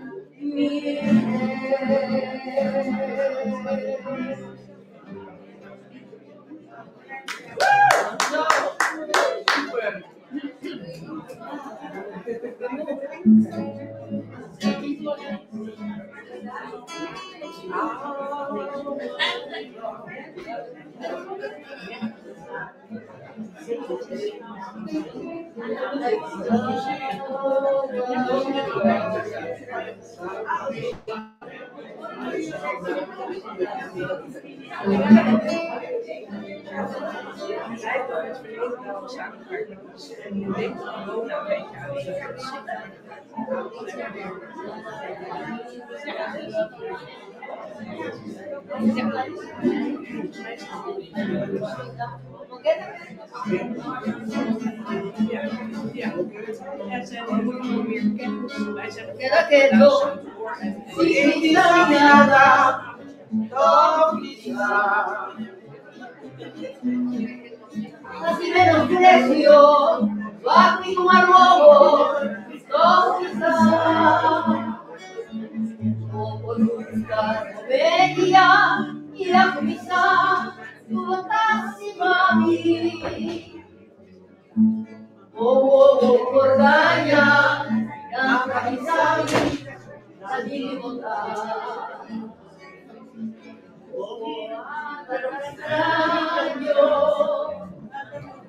Él ha traicionado por lo que mi casa tengo amor sin servir. El la pasa, los dos están sufriendo. Quizá mi amor, un amor tan inmenso. Queda quejo, sin visa ni nada, no visa. Ora no está justo, toda su rueda, no visa. Pero no llega el día, mi amor por ti, lo vencerá feliz. No perder más tiempo, un amigo amor, no visa. Oh, mirada te extraño, él ha traicionado. Tú lo que dices, tengo amor sin servir. Tiempo te pasa, los dos están sufriendo. Quizá mi amor, tu amor tan inmenso.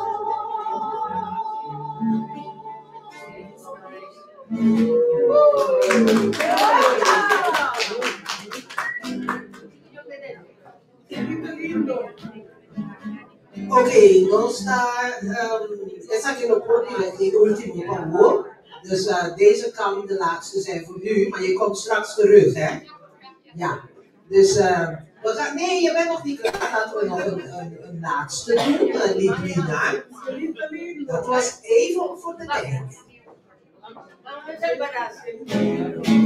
No te salí barata, cumpliera. No te salí barata, cumpliera. No se lucha con él de madruga. No se lucha con él de madruga. No se llegue paranda, cumpliera. No se salí paranda, cumpliera. No se lucha con él de madruga. No se lucha con él de madruga. Y manda boque, aragándolos. Y manda boque, aragándolos. Y manda boque, aragándolos. Y manda boque, aragándolos. Emanima sushi, manima gorre, manime rey. Emanima sushi, manima gorre, manime rey. Por ahí el momento de partida. Por ahí el momento de partida. Punta mira a otro, no te apartie. Punta mira a otro, no te apartie. Y manda boque, aragándolos. Y manda boque, aragándolos. Y manda boque, aragándolos. Y manda boque, aragándolos. Mande más sushi, mande más gorre, mande meme. Mande más sushi, mande más gorre, mande meme. Mande más sushi, mande más gordo, mande meme.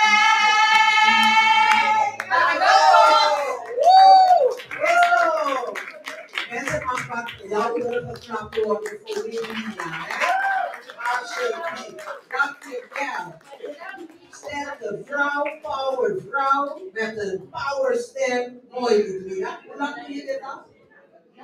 Ik ben al 79, dus ik doe het al langer. Nou, ik ben begonnen met de 17e jaar. Nou, en ze doet het nog goed. En die stem, die zit als een klok nog. Ja, toch? Ik ben gezegend. Juist, ja. Dus nogmaals een applaus voor Lidwina. applausje voor Lidwina en we gaan verder met ons programma. Zit iedereen aan? Ja, iedereen is naar het toilet geweest, iedereen is een drankje gaan nemen, een hapje gekregen en we gaan verder. Op het programma hebben we nu ervaren deskundige mevrouw Anje Broekman van der Brug. Laten we haar ook met een warm applaus verwelkomen. Zij is een ervaren deskundige. Wat betekent dat? Dat betekent dat zij ook die bezoek heeft gehad van tante. Ja, toch? En nu is ze schoon. Ja. En hoe lang geleden was dat, Anja? Ik ben nu 72 en ik ging voor de eerste keer naar het bevolkingsonderzoek. Niets vermoedend. En dat is hoe lang geleden?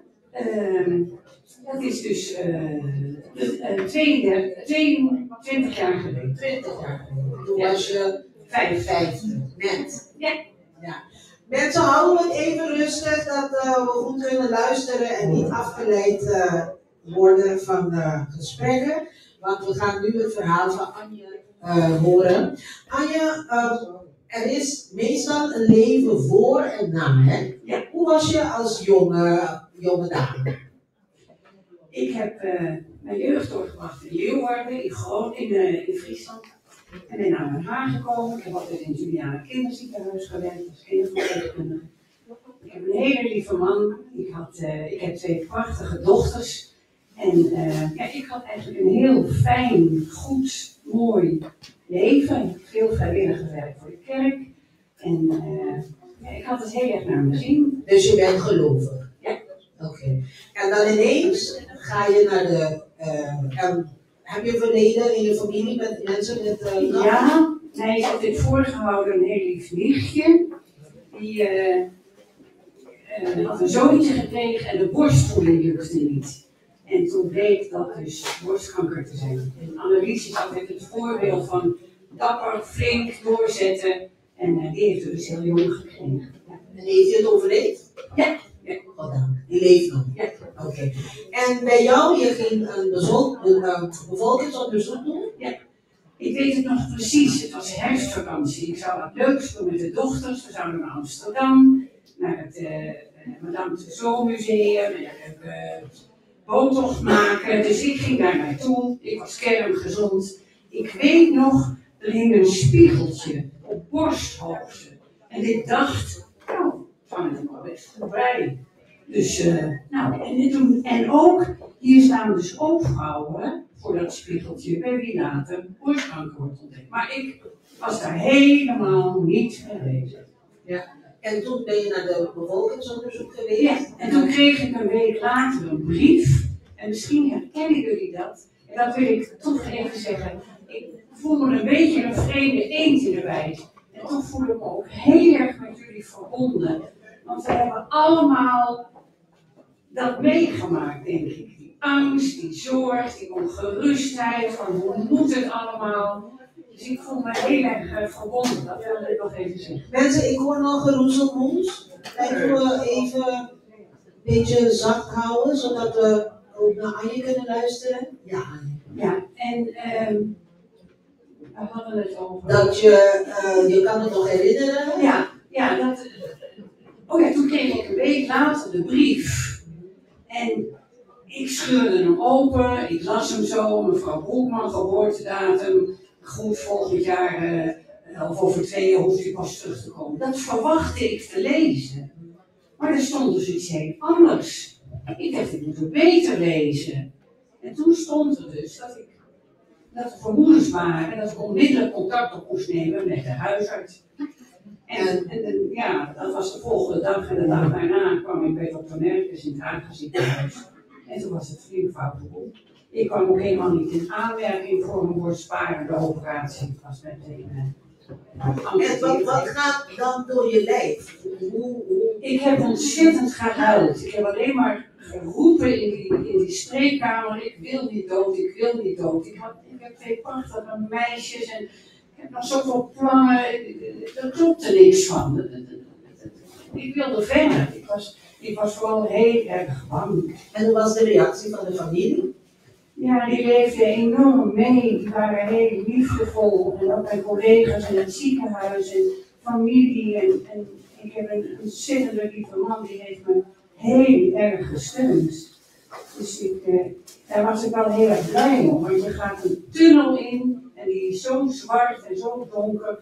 Daar kun je niet alleen doorheen. Dan heb je gewoon mensen nodig. Al is het er maar één die trouw blijft en met je meetrekt. Ja, want jij hebt ook dat operatieproces en daarna heb je de herstelproces. Ja. Kan je ons een beetje daardoor nemen? Ja, ik durfde niet te kijken naar die wond. Maar mijn man zei, ik kijk wel. Dus die stond er bovenop en toen ben ik ook wel gaan kijken. En ik wilde naar huis wanneer ik weer lekker zelf kon douchen en zo. Dus ik mocht 1 nachtje extra blijven, dat kon toen nog. En toen naar huis. En toen ben ik dus je was geopereerd en meteen naar huis? Nee hoor, nee, toen mocht je nog 2 dagen blijven. Dat is denk ik nu anders, hè? Dat weet ik niet. Maar toen mocht je 2 dagen nog blijven. Ja. En toen ben ik heel lief verpleegd. Ja. En die herstelproces? Nou, die was zwaar, omdat ik daarna ook nog een hele zware depressie kreeg. Als reactie op, ik kon niet met die angst en die onzekerheid omgaan. Ik vond dat zo erg, dus ik ben toen ook nog heel depressief geworden. Maar ook daar ben ik uitgekomen. En, naar de psycholoog? Ja, en medicijnen. En omdat de controles gelukkig goed bleven,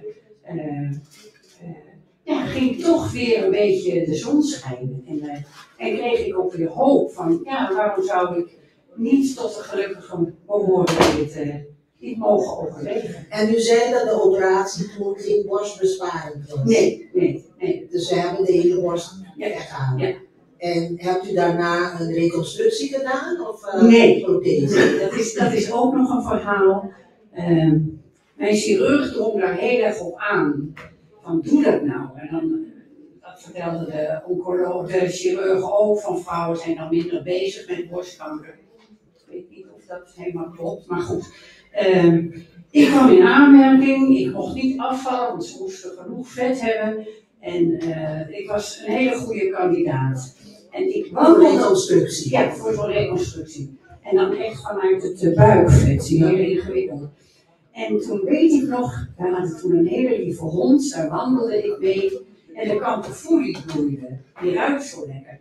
En toen rook ik aan de kamperfoelie en toen dacht ik, ruikt die nou anders als ik straks die best wel gevaarlijke, langdurige operatie heb ondergaan. En dat geloofde ik niet. En toen vertelde ik het aan mijn man, die had ik het niet verteld, die zei, ben je gek, we gaan niet 6 uur onder narcose en in gezond weefsel snijden. En ik hou zo op van je. Dus, ik heb het niet gedaan. Ik heb een hele mooie prothese. En ik heb daar zelfs nog modeshows mee gelopen via de magneet.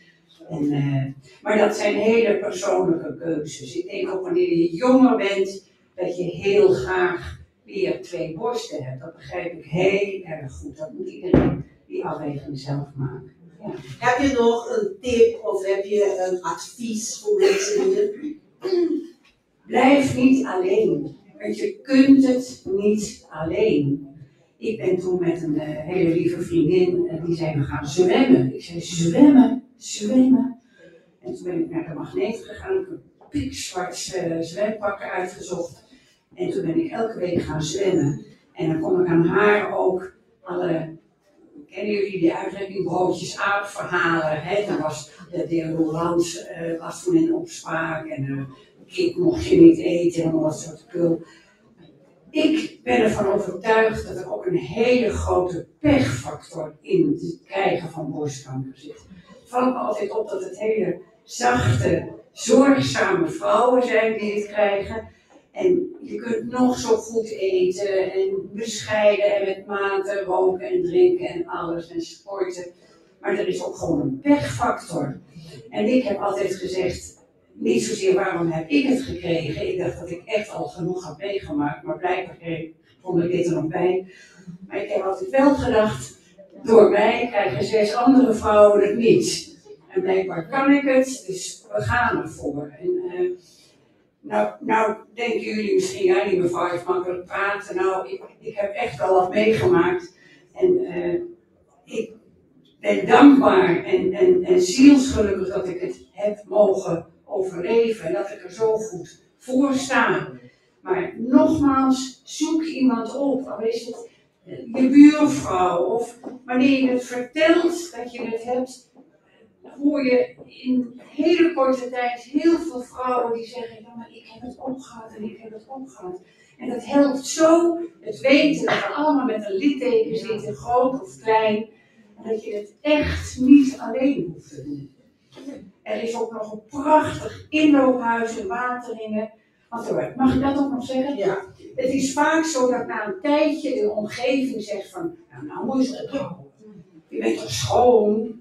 Ga toch genieten. Ga alle leuke dingen doen waar het nooit van gekomen is.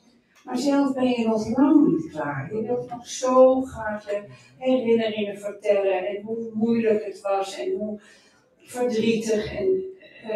En dan is het zo fijn dat je dat met mensen doet die aan een half woord voldoende hebben. Die zeggen, oh, dat heb ik ook gevoeld. En oh, had jij dat ook? Dat helpt zo ontzettend. Dus zoek gewoon de hulp die bij je past. En je bent niet alleen. Dankjewel voor je mooie verhaal.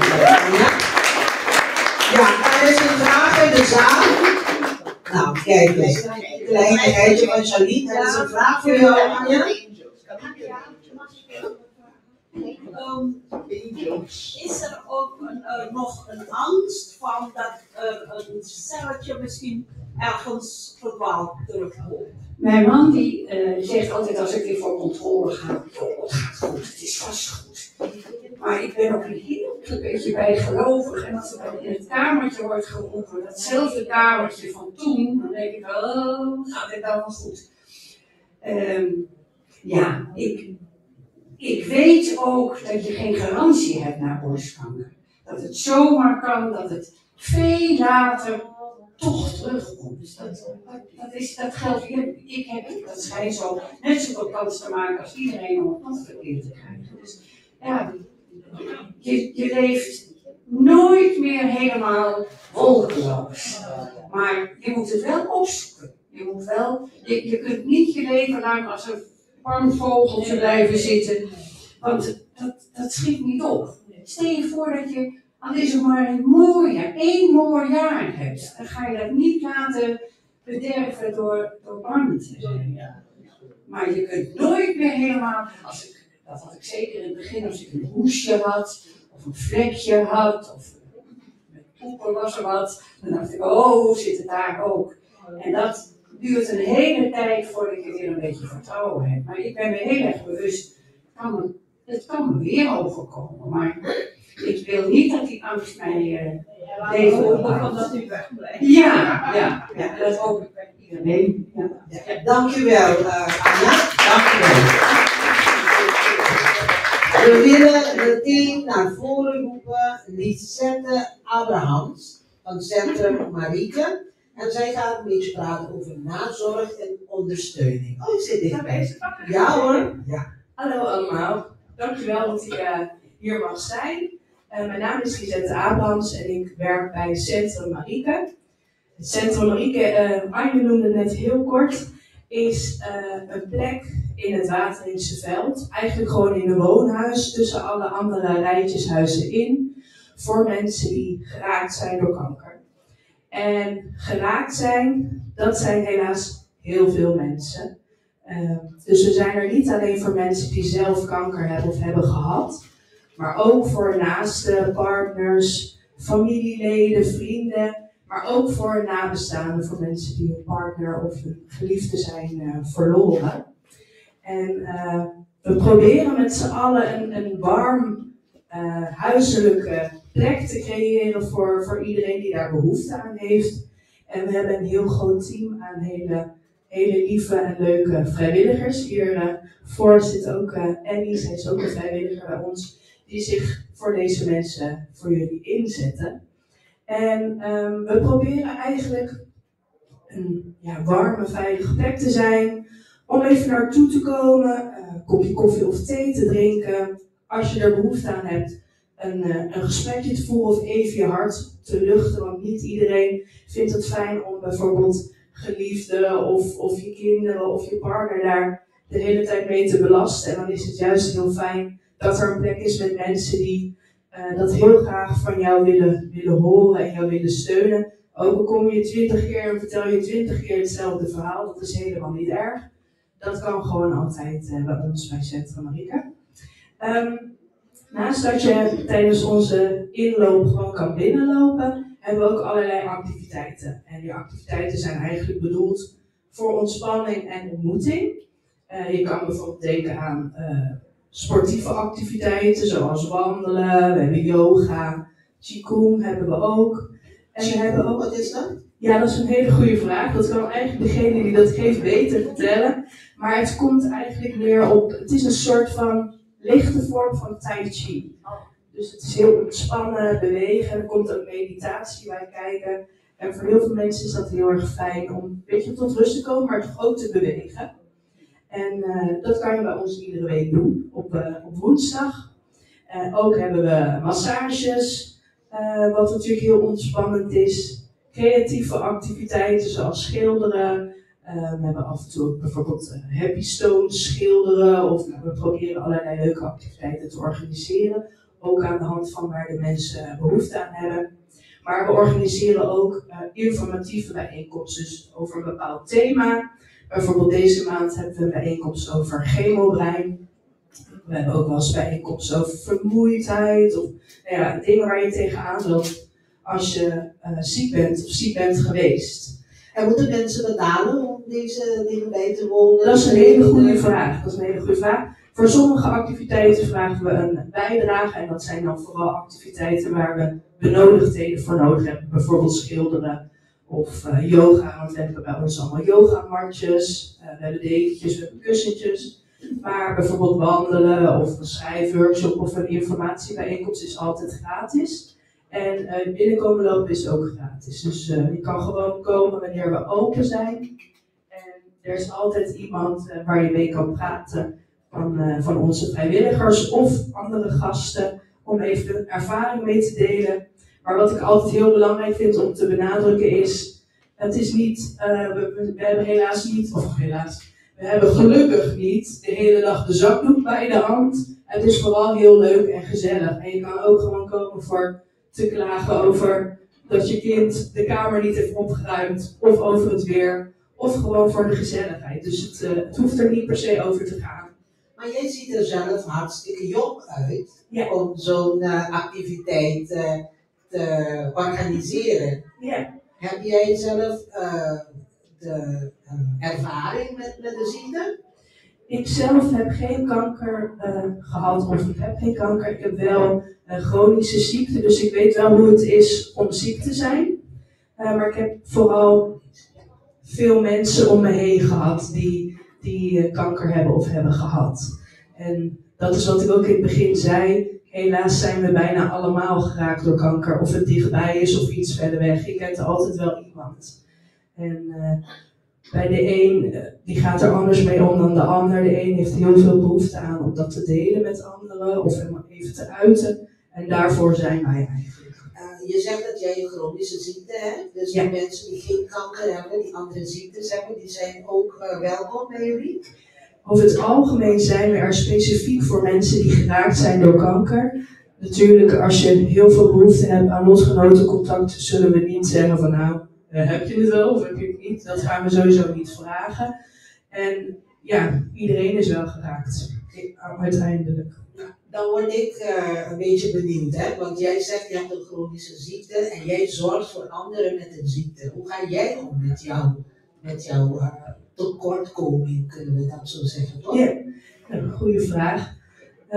We zijn een centrum, een vrijwilligersorganisatie. Ik en mijn collega Jip, wij zijn de professionals, dus wij zorgen ervoor dat het centrum draait. Maar eigenlijk Wat voor werk heb je? Ja, wij zijn coördinator, dus we zorgen ervoor dat we een activiteitenprogramma hebben, dat er vrijwilligers zijn, dat mensen ons weten te vinden, de website bijhouden en dat soort dingen. Wij doen eigenlijk alles achter de schermen. En het echte werk wordt gedaan door de vrijwilligers die voor ons super waardevol zijn. En altijd aanwezig voor een luisterend oor. Maar ook bijvoorbeeld de yogales wordt door een vrijwilliger gegeven. En dan meer naar jou? Ja, goeie vraag. Ja. Nou, ik denk dat het met alles, als je iets lichamelijks hebt, dat het goed is om je eigen grenzen te bewaken. Te zien wat voor jou mogelijk is en wat niet. Gelukkig lukt het mij om dit werk te doen. Ik werk ook 3 dagen bij dit centrum. En dat scheelt ook, want je hoort natuurlijk ook allerlei verhalen van andere mensen die mij natuurlijk ook raken. En wat heel fijn is dat we, omdat we met een grote groep mensen zijn, is dat je ook die ervaring met elkaar kan delen en het dan ook weer los kan laten. Dus gelukkig lukt het mij goed om daarmee om te gaan en eigen grenzen te bewaken. Mooi en dankjewel dat ik je mocht vragen en dat je antwoord hebt gegeven. Want Geen soms probleem. komt een beetje dichterbij, maar we staan hier in een groep en ik weet zeker dat mensen in hun achterhoofd hebben, ja, vraag dan. Ja, je moet een beetje gissen wat voor vragen mensen willen weten. En ja, ik ken mijn mensen, dus die zijn altijd nieuwsgierig, net als ik. Dat is heel goed, daarom sta ik hiervoor om vragen te stellen. Dat is supergoed, dat mag altijd. Zijn er vragen vanuit de zaal? Waar het centrum precies is. Dat is een hele goede vraag. Het zit in het Wateringse veld. Dat ligt tussen Rijswijk en Wateringen in. Dus het laatste stukje van Den Haag. Aan de Mexico-singel. In het goodiebag wat jullie gaan krijgen zit ook een flyer van ons in. En daar staan dan de contactgegevens op. Het adres en de website. En op de website kan je ook het activiteitenprogramma vinden. En als er iets voor je bij zit waar je wat aan hebt, wat je leuk vindt om mee te doen, dan kan je ons mailen om je op te geven voor een activiteit. En er staat dan ook bij vermeld wanneer het is en waar. En kunnen mensen ook een contributie doen? Want wie steunt jullie financieel? De gemeente? Goeie vraag. Ja, we zijn een stichting, dus we zijn afhankelijk van giften en subsidies. We worden voor een groot gedeelte ondersteund door de gemeente Den Haag. Daarnaast zitten we ook bij IPSO. IPSO is onze branchevereniging. Er zijn naast ons centrum in Den Haag nog heel veel centra in Nederland op heel veel verschillende plekken. En die vallen eigenlijk onder die paraplu van IPSO. En zij zorgen ervoor dat er ook geld van KWF naar ons toe komt, omdat het valt of staat met de coördinatoren die alles regelen. Als wij er niet zijn, dan hebben we geen activiteitenprogramma. Dus dat vinden ze heel belangrijk. Dus door de gemeente en door het KWF worden we ondersteund. En door giften van sponsorloon bijvoorbeeld. Nou, een diepe buiging voor jou. Respect. Echt waar. Ik word zelfs een beetje emotioneel van. Want jij bent eigenlijk iemand die ook aandacht nodig heeft. Jij bent iemand die ook die liefde dat jij geeft nodig hebt. Dus ik wens je heel veel succes en bedanken namens iedereen en allemaal die ik niet eens ken. Want dit is echt, ik vind jou een held hoor. Ik vind jou dat vind ik heel lief, dankjewel. Ja. Dankjewel. Ik wil nog één ding zeggen als dat mag. We hebben, maar misschien zijn ze al weg, op die tafel daar bij het begin hebben we hartpillows. Dus dat zijn kussentjes in de vorm van een hart. We hebben helaas niet voor iedereen, maar inderdaad, die wordt hier omhoog gehouden. Dat zijn eigenlijk kussentjes voor vrouwen en mannen die bijvoorbeeld een operatie hebben gehad in de borst-area. En het is in de vorm van een hart, dus het is een warm hart. Maar het is ook een kussentje wat je onder je arm kan dragen. En dat geeft dan steun aan de plek waar de operatie is geweest. En sommige mensen vinden het ook fijn, omdat het steun geeft als je gaat slapen, autorijden of op de bank zit. Dus als er nog kussentjes zijn, dan kan je ze gratis meenemen. Gratis? Ja. Er worden gemaakt door vrijwilligers 1 keer in de maand bij ons. En als ze op zijn, we hebben in het centrum zelf ook nog kussentjes liggen. En als je het leuk vindt om voor jezelf of voor iemand anders een kussentje te komen maken, dan hebben we iedere tweede woensdag van de maand om 10 uur is er hartpillows bijeenkomst. En als mensen willen, als ze die kussen meenemen, kunnen ze ook iets geven, toch? Dat mag altijd. Altijd welkom. Ja. Nou, hartelijk bedankt. Dit is een kleine aandachtje vanuit de stichting Caribbean Angels. Ja, we moeten nog op de foto. Charlene, kom even erbij. Ja. Ja, dankjewel. Dankjewel. Nou gaan we een applaus voor Lisette Abrahams. Hoe heet onze Abrahams van getrouwd of is dat die meisjesnaam? Ja. Kom jij uit Curaçao of? Abrahams komt van Bonaire. Ik heb Indonesische roots. Maar het komt ook in Bonaire voor, maar ook in Suriname weten veel mensen Abrahams, dus we zijn internationaal. We zijn ergens connected. Oké, dankjewel Lisette. Ik roep nu naar voren mevrouw Fatima Batista. Fatima komt uit Curaçao. Ja, ook een applaus. Fatima kan liever zo. We zien mensen niet vaak met hoofddoek die Curaçaoenaar zijn. Dus ik kan me wel voorstellen, toen ik jou ook net heb leren kennen, dacht ik, oh, je komt van het Midden-Oosten of zoiets. Maar toen begon je papiament te praten en toen was ik helemaal verkocht. We zijn landgenoten en als je ook niet daarvan kwam, was ik ook heel lief met jou hoor. Want we moeten iedereen, we zijn allemaal mensen en we zijn allemaal Gods kinderen en we moeten lief voor elkaar zijn. Fatima Motardi. Je bent hoe lang al in Nederland? Je bent ook Curaçao geboren? Ik ben op Curaçao geboren. Mijn ouders zijn Portugezen geboren op het eiland Madeira en zijn geïmigreerd naar Curaçao. En daar ben ik geboren, dus niet aan jullie Curaçao. Ik was toen 20 jaar was ik en in 1992 kwam ik naar Nederland. En ik ben er gebleven.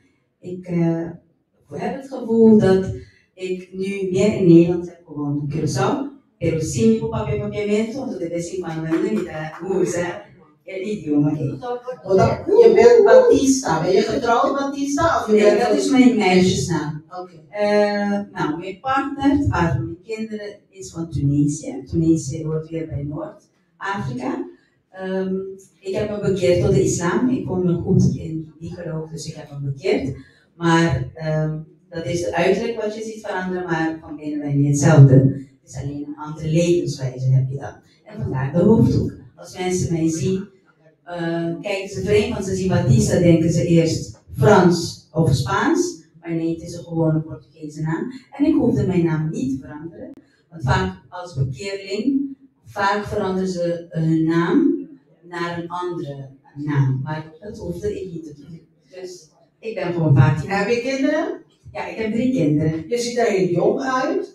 Jij hebt ook ervaring gehad met die borstkanker. Ja. Ja, weet je, voor mij is het echt moeilijk om te benoemen. Ja. Nou, ik niet. Ik vind dat ik ben opgegroeid wel in Curaçao, maar mijn ouders zijn Portugezen en mijn moeder was gewoon, het is wat het is, noem het met zijn woord. Dus ik ben niet van, ik noem het niet. Zo ben ik ook opgegroeid en dan zo geef ik het ook door aan mijn kinderen. Dus over het algemeen ben ik vrij nuchter van karakter. Dus ik was inderdaad 39 jaar toen ik het bij mezelf heb ontdekt. 39? Ja, ik was 39. Ja, mijn jongste was toen 4 jaar. Dus ja. Hoeveel kinderen heb je? Ik heb 3. De jongste is inmiddels 18. De middelste is 20 en de oudste is 25. Ze is trouwens ook hier. Oh, mooi, waar is ze? Oh, kijk eens, mooie dochter heb je. Ik heb ook mijn zus en mijn nicht bij deze bijeenkomst. Leuk, welkom allemaal hè. Ja, dus ik heb het zelf ontdekt. Ik voelde eigenlijk eerst een knobbeltje, je had het druk, mijn kinderen zijn jong, dus je bent bezig huisvrouw te zijn, superwonen noem ik dat wel. Breng de kinderen naar school, kom weer thuis. Je moet zorgen dat het huis picobello eruit ziet. Dus we moeten supervrouwen zijn.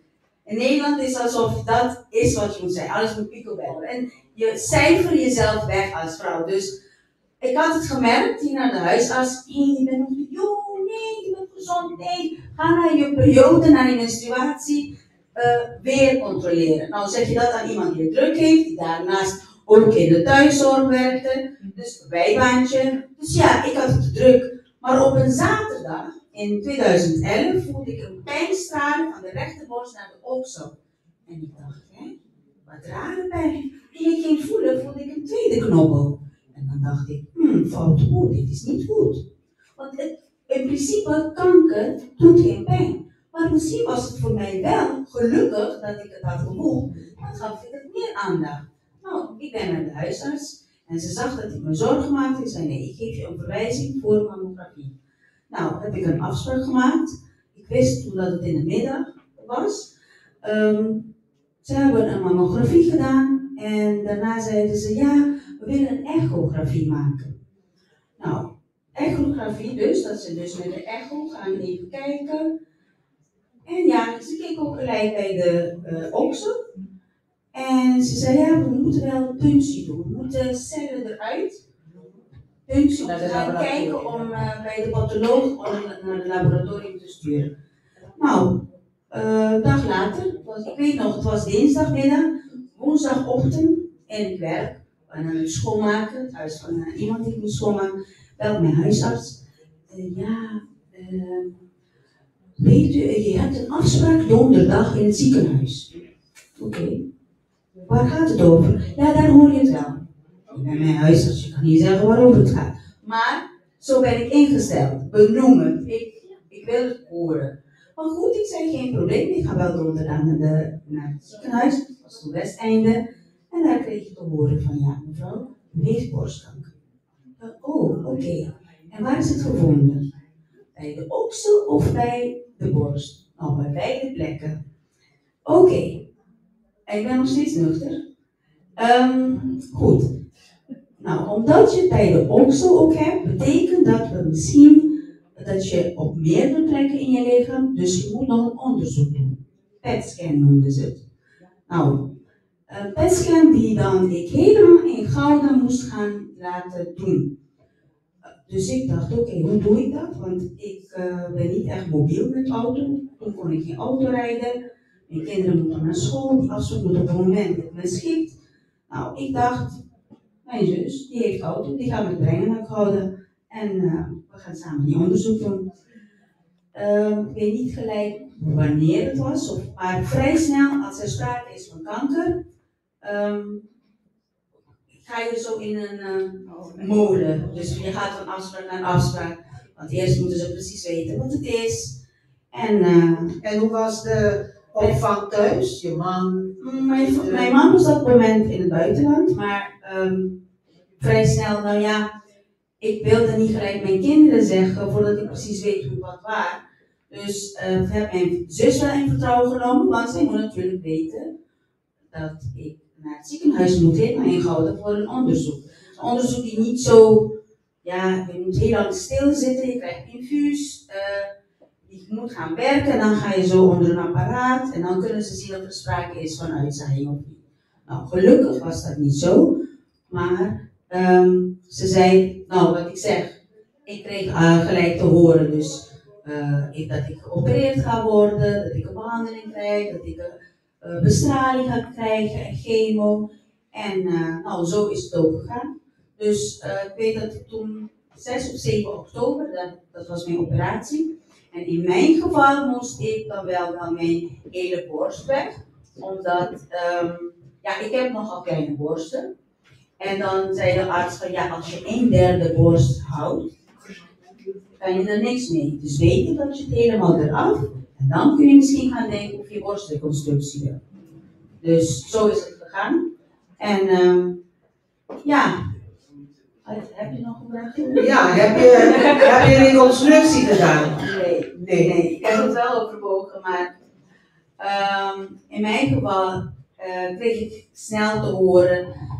Want wat goed was, is dat ik gelijk in contact in het ziekenhuis met de mama-care-verpleegkundige. Ze gaan je alles uitleggen, wat gaat gebeuren. En dan leggen ze ook al uit, bijvoorbeeld, dat je zo informatie kan krijgen over zo'n borstreconstructie. En dat was in die tijd in de Antoniushoven, of was in de Bronnenvoort, dat zijn voor informatieavonden. En specifiek over die onderwerp ben ik naartoe gegaan. Maar in mijn geval was het zo dat ik moest een jaar wachten als ik een borstreconstructie wilde. Maar ja, ik ben vrij simpel van aard. Want ik zei van oké, ik heb geen borst, ik kan ermee leven en ik relativeer de dingen. Dus ik zeg van ja, mijn kinderen zijn klein, de jongste is 4. Wat kies ik voor? Geen borst of geen hand? geen been, dan kan ik niet voor mijn gezin zorgen. Dus ik dacht, nee, die borst kan ik kwijt. Of ik borstreconstructie doe of niet, maakt niet uit. Ik heb mijn gezinnetje nog en op zich heb ik de behandeling goed doorstaan.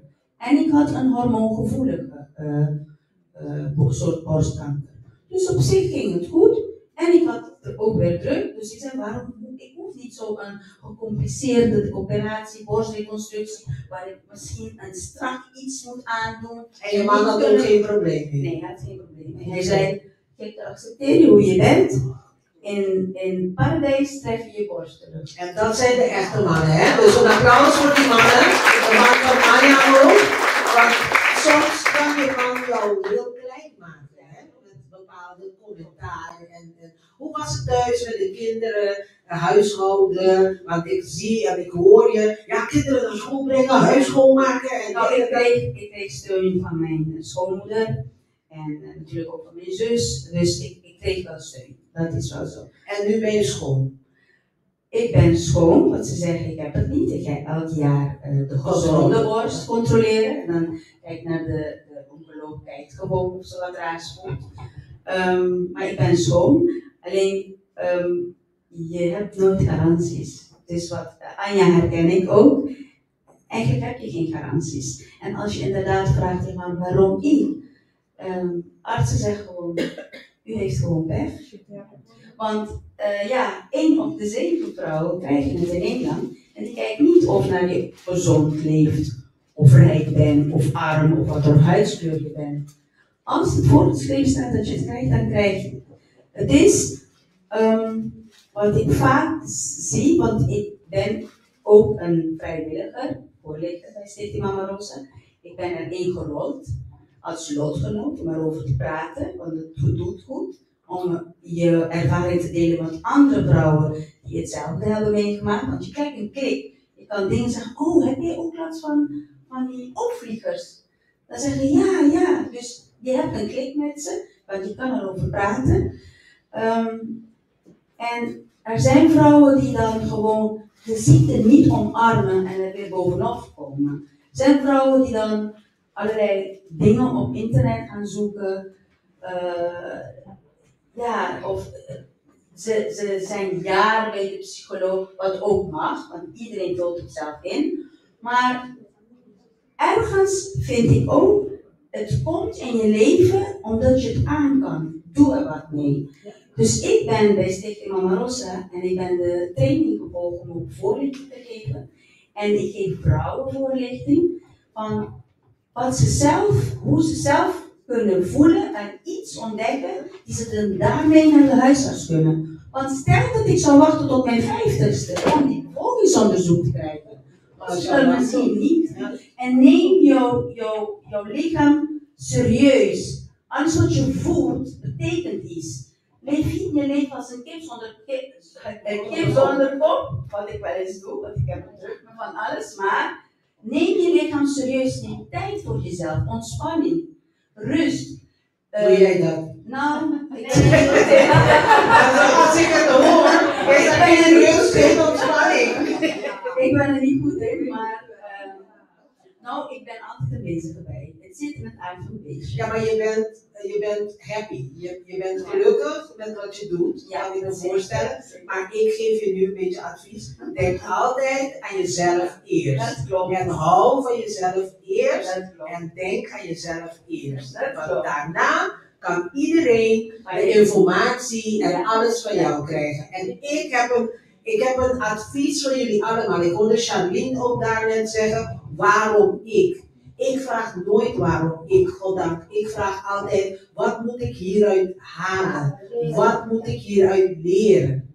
Want als je waarom vraagt, waarom ik, je schiet er niet mee op. Je gaat alleen maar zielig en verdrietig van worden. Ik vraag altijd, en ik heb ook ergere dingen meegemaakt, goddank nog geen, gezondheidsdingen, maar wel dingen die ik soms vraag van, ik begrijp waarom mensen zelfmoord plegen. En dan vraag ik van God, wat wil je dat ik hieruit haal? Wat moet ik leren? En altijd krijg ik de antwoord terug. Als ik hier met jullie sta te praten, is dat een antwoord voor mij. Als ik zo'n interview met zo'n ervaren deskundige heb, dan voel ik dat daarom is dat met jou gebeurd. Dat jij het woord kan zijn voor anderen. Dat jij anderen kan adviseren, stimuleren, empoweren, connecten met elkaar. En alweer, Janine, ik dank je alweer voor deze dag, want ik denk dat zulke dagen vaker georganiseerd moeten worden. Dat wij bijeen kunnen komen, samen kunnen komen om onze blijheid, onze verdriet en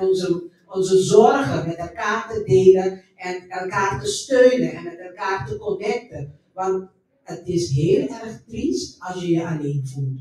En we hoeven onszelf niet alleen te voelen. In Den Haag ken ik en weet ik van ouderen die zich alleen voelen en die durven niet uit huis te gaan. Maar mensen, we moeten elkaar steunen en helpen, de hand geven. En niet denken van, oh ja, die heeft me zo gezien en zeker denkt hij dit en dat. Nee mensen, we moeten, hoe zeg je dat, humble zijn. En met elkaar verbinden. Want iedereen heeft een missie hier op aarde.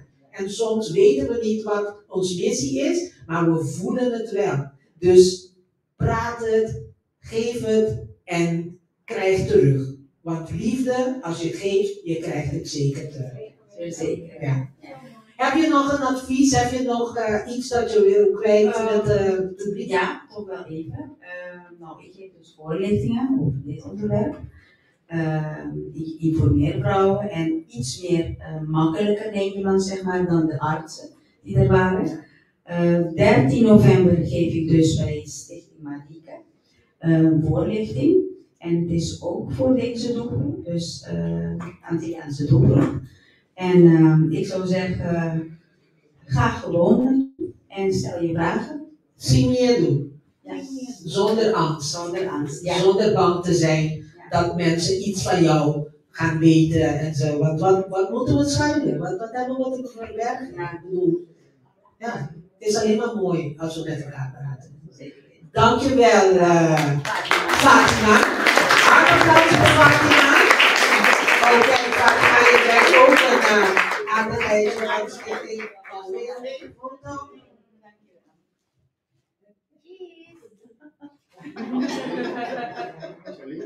Oké. Dankjewel, Fatima. En we gaan naar onze volgende spreker. Oh nee, we hebben muziek nu van de Lidwina. Ja, mensen mogen even naar het toilet, mogen wat drinken en krijgen weer iets te eten. Mensen denken aan praat met elkaar. Heb je een vraag? Oh.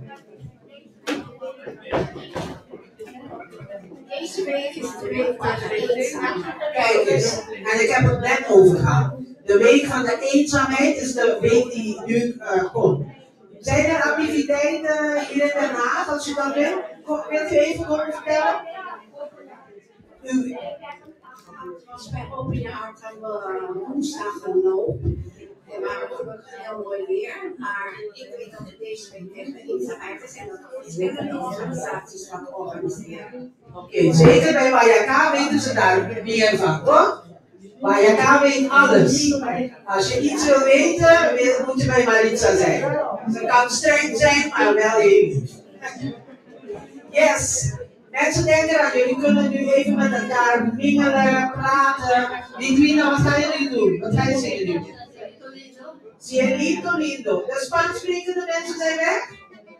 Oh.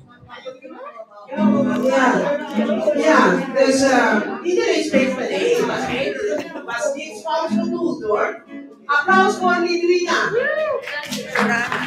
Agora que nós tivemos pausa, mas depois nós seguimos a trobe e o interview dan met een goede contact na testimonio na experiencia. Pero ahora aquí la que nos de contrabando de la sierra morena, el lindo viene bajando. Un guardiolito negro de contrabando. Ay, ay, ay, ay, anda y no llores, porque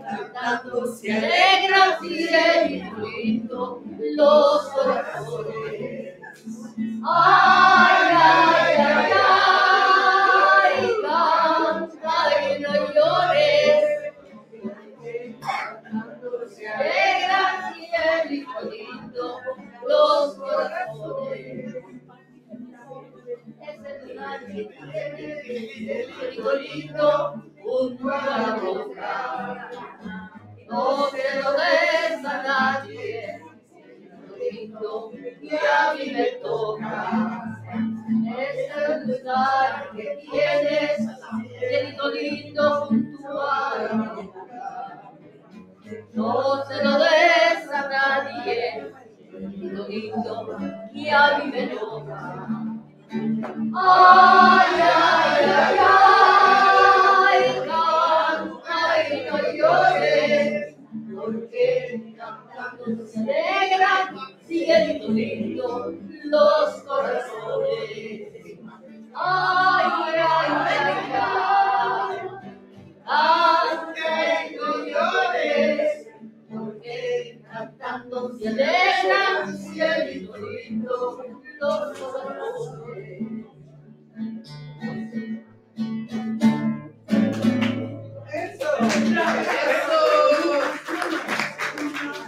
Dale. Cielito lindo, gran sonido. Y como fue jugando, cielito lindo, yo fui herido. Una flecha en el aire, cielito lindo, gran sonido. Y como fue jugando, cielito lindo, yo fui herido.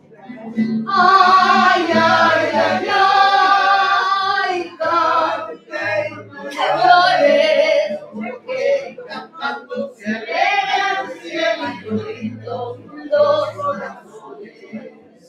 Ay, ay, ay, ay, canta y no llores, porque cantando se alegran, cielito lindo,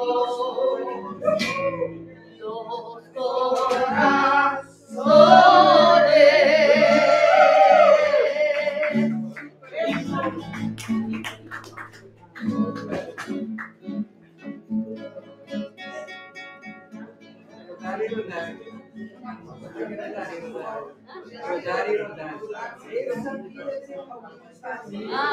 Rey, yo sé bien que soy afuera, pero el día que yo muera, sé que me van a llorar. Y llorar, y llorar, y llorar, y llorar. Dirás que no me quisiste, pero vas a estar muy triste, y así te vas a quedar. Con dinero y sin dinero, hago siempre lo que quiero, y mi palabra es la ley. No tengo trono ni reina, ni nadie quien me comprenda, pero sigo siendo el rey. Una piedra en el camino me enseñó que el destino era rodar y rodar, rodar y rodar, rodar y rodar. También me dijo el arriero que no hay que llegar primero, pero hay que saber llegar. Con dinero, sin dinero, hago siempre lo que quiero, y mi palabra es la ley. No tengo trono ni reina, ni nadie quien me comprenda, pero sigo siendo yo.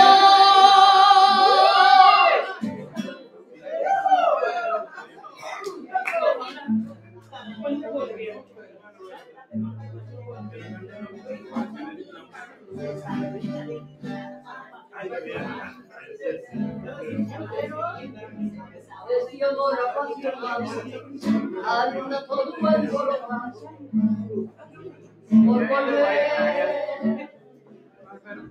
Hoy camino a la locura, y aunque todos me torturan, sé querer.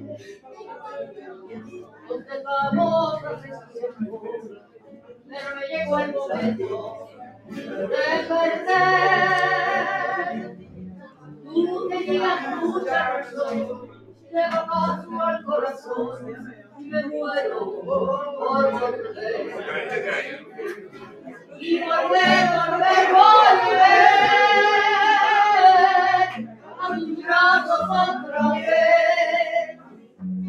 Y hoy llegarías a donde estés, y se perder, quiero volver. Y volver a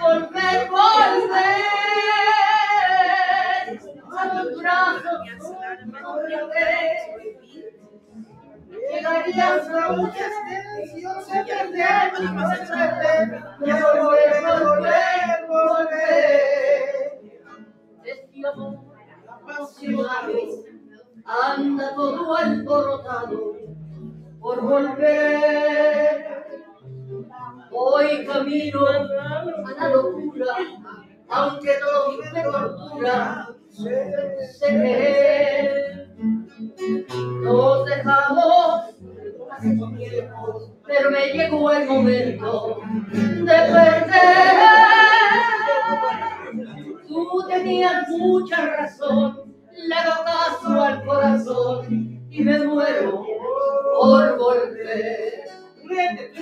Y volver a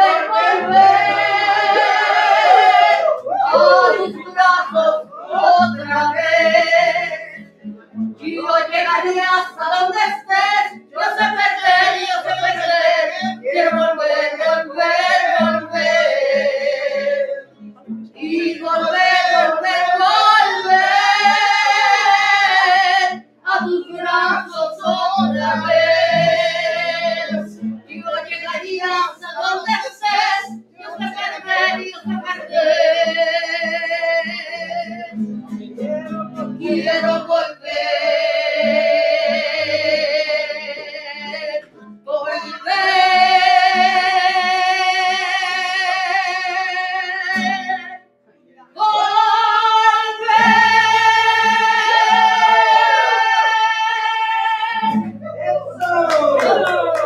Mensen, voor degenen die vragen, die salade heeft geen paprika, hè?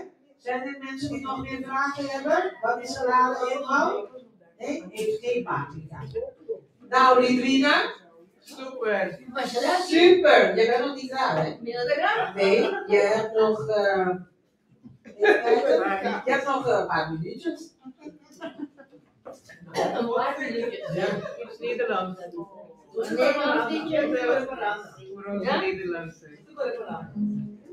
Iets Nederlands voor ons. Ja, iets Nederlands. Een hazel, een hazel.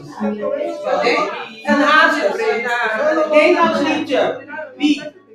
Valderie. Oh, ik heb het niet. Valderie.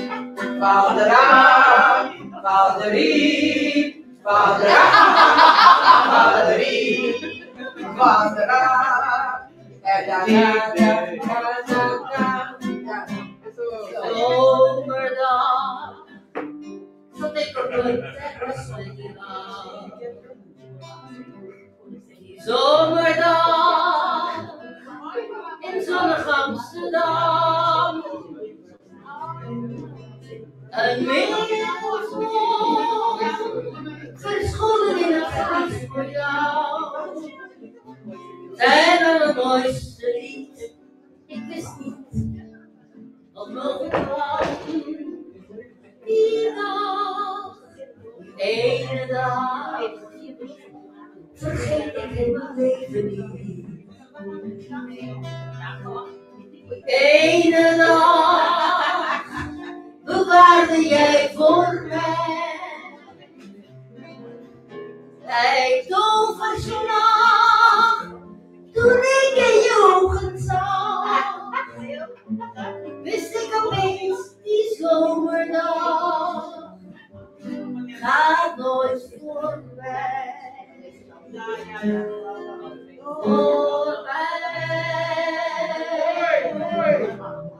Ja! Bolero! Nee.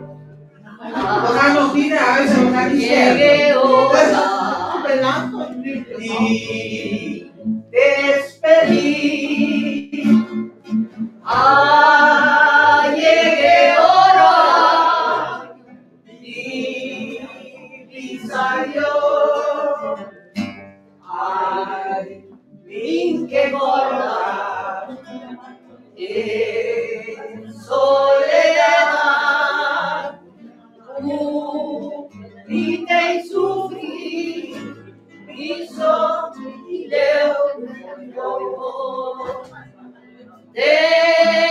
mi pensamiento cerrar un tubo bonita y da mi esperanza un día los dos nos la siempre unir.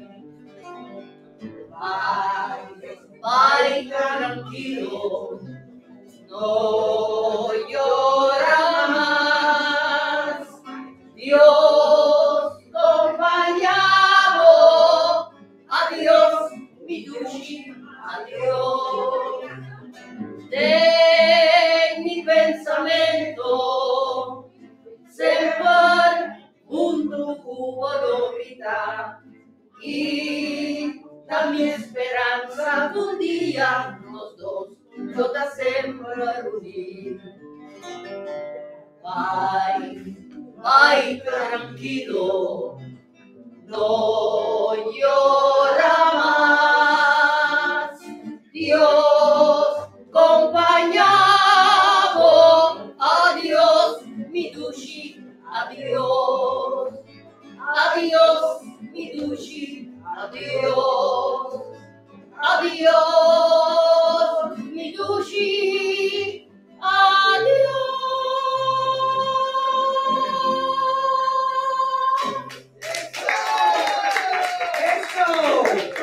Hey, mensen, een beetje hartelijk bedankt voor die vrouw.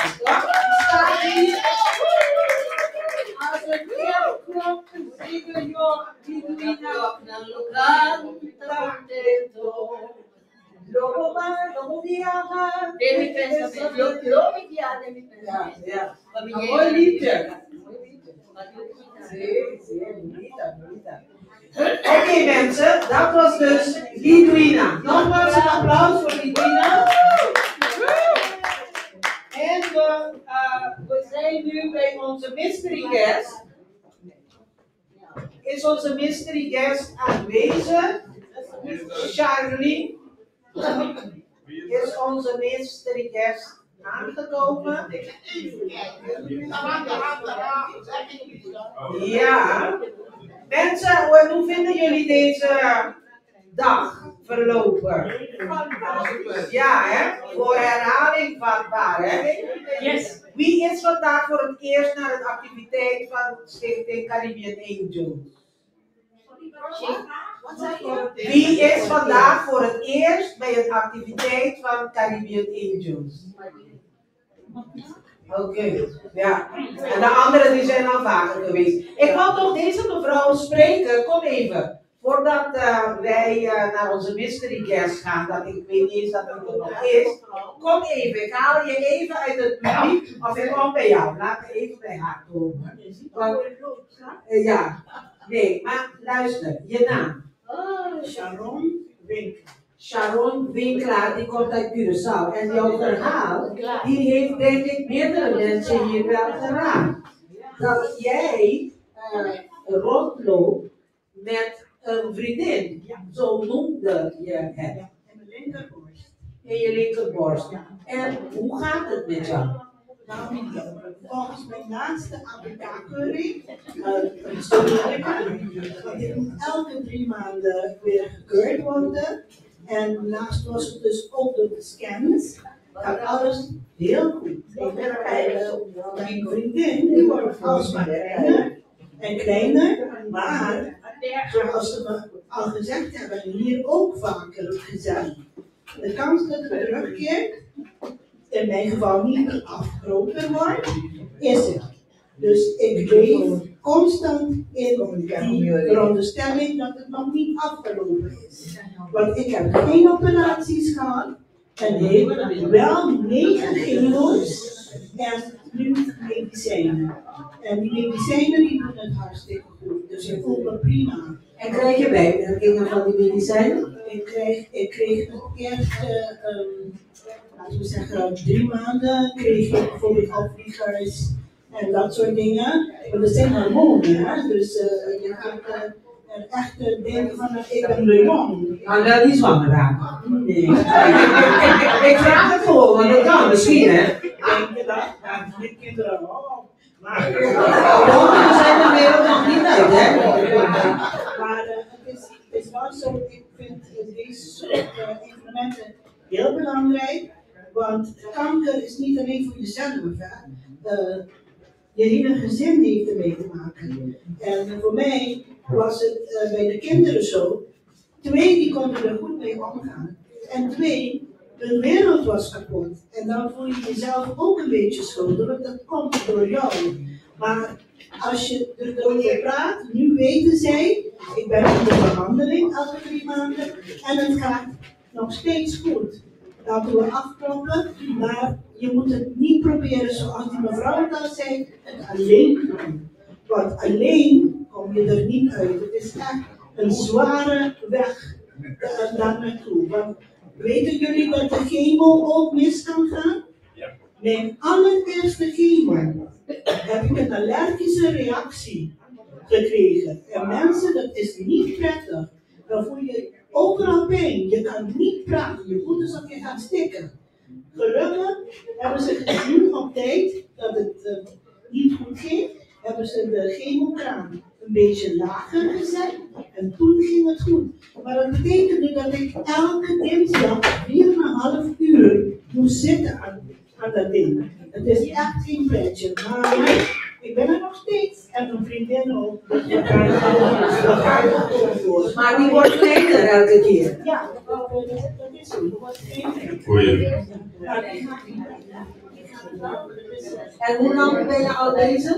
Vanaf 21. Oh, 20. Ja. Nou, ik wens je nog heel veel kracht en heel veel liefde. Want ik zie dat je ook nog, je bent moet ik zeggen, gelukkig? Ja, dat ben ik zeker. Ik heb kinderen en 8 Reden genoeg om gelukkig te zijn. Oh, sorry. Oké, laten we gaan kijken als onze mystery guest. Onze mystery guest. Hoor je? Ja?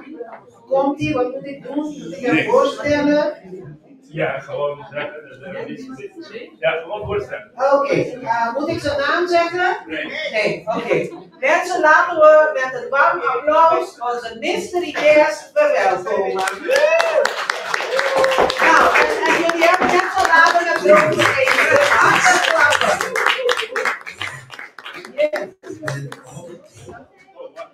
Jaren 1600 voor Christus.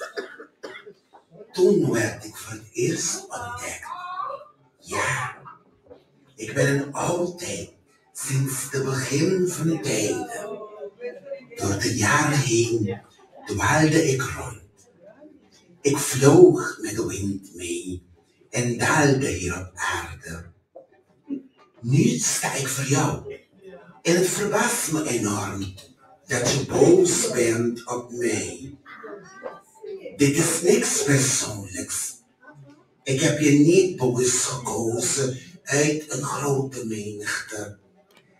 Niet door je huidskleur, je geaardheid, ras of religie. En zeker niet omdat je rijk of arm bent. Ik loop op de golven van een kalme zee, die ik makkelijk kan veranderen tot een woeste zee, die de mooiste stranden zonder ene compassie vernietigt. Mezelf camoufleren als een zachte wind van herfst die met de droge bladeren speelt, is zo eenvoudig dat ik het saai vind, totdat ik mijn ware gedaante laat zien. En als een zware storm alles tot as verandert. Je hebt zoveel vragen. Onder andere, waarom moet mij dit overkomen? Stel dat al het pijnlijke proces die ik moet doorstaan, toch geen goede resultaat brengt voor mij.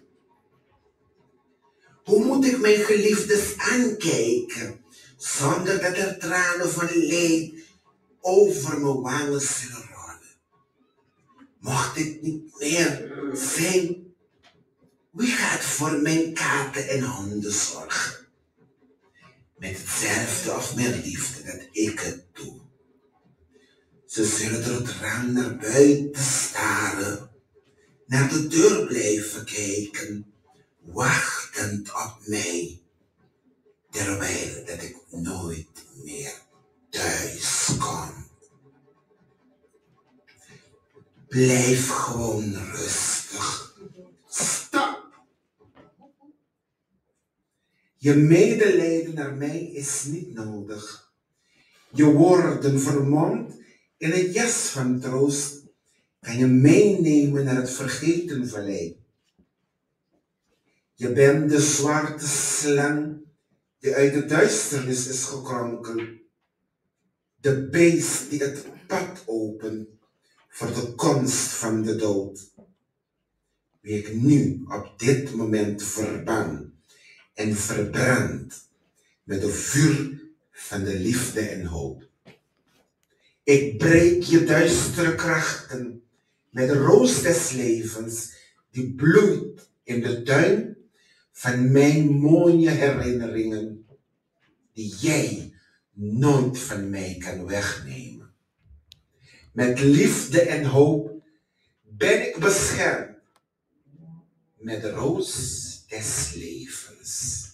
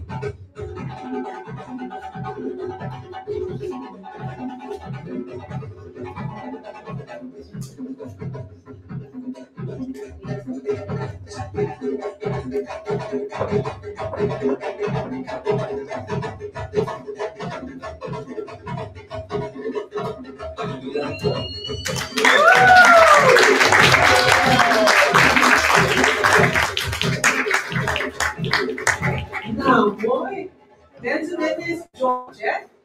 George, we hebben aan de telefoon gesproken over deze presentatie. Maar het was voor mij ook een verrassing. En echt heel mooi, toch? Ja. Als verrassing en je hebt het heel mooi gedaan. George, wat doe je eigenlijk? Nou, ik ben schrijver. En nou, ik ben bezig met Antilliaanse films en zo. Ik denk, oh ja. Ja, ik ben schrijver. En ik ben ook bezig met Antilliaanse films. En van heel een beetje, no? Wow. En soms heb je ook een alter ego, Tanchepa. Ja, dat is Tanchepa, die is op TikTok te vinden. Daar maak ik grappige video's en een beetje pikant wel, maar lachwekkende video's en zo. En wie is deze schattige, mooie prinsesje? Hoe heet jij? Nenny. En is dat je dochter? Mijn nichtje. Oh, je nichtje. Ja. En hoe oud ben jij? 7 jaar. En wat doe jij? Kan je dansen? Je doet iets met je opie? Ik dans en soms ik ga spelen en buiten spelen. Mooi. En nou, een warm applaus voor deze prinsesje. En wat doe je om dit stuk te schrijven? Of heb je het al langer of heb je het speciaal voor vandaag gedaan? Het is speciaal voor vandaag. Het is speciaal voor vandaag gedaan, want ik geloof sterk in het kracht van de liefde en hoop. En zeg maar, hoe ernstig de situatie is, En hoe de dingen, want ik stelde voor de dood, dus wat die het thema is kanker, de dood. En zij is eigenlijk de hoop die men altijd moet hebben. Daarom moet men eigenlijk gelukkig leven om mooie herinneringen te hebben. En zeg maar op het moment dat je misschien depressief bent of iets dergelijks, haal je altijd die mooie herinneringen naar boven. En daarvan kan je de kracht hebben. Oké, en heb je misschien een lief woordje voor de mensen hier? Want eigenlijk heb je iets lelijks gedaan voor die mensen. Ja, eigenlijk wel. Iets lelijks, maar in het goede zin van het woord, hè? Ja, ja.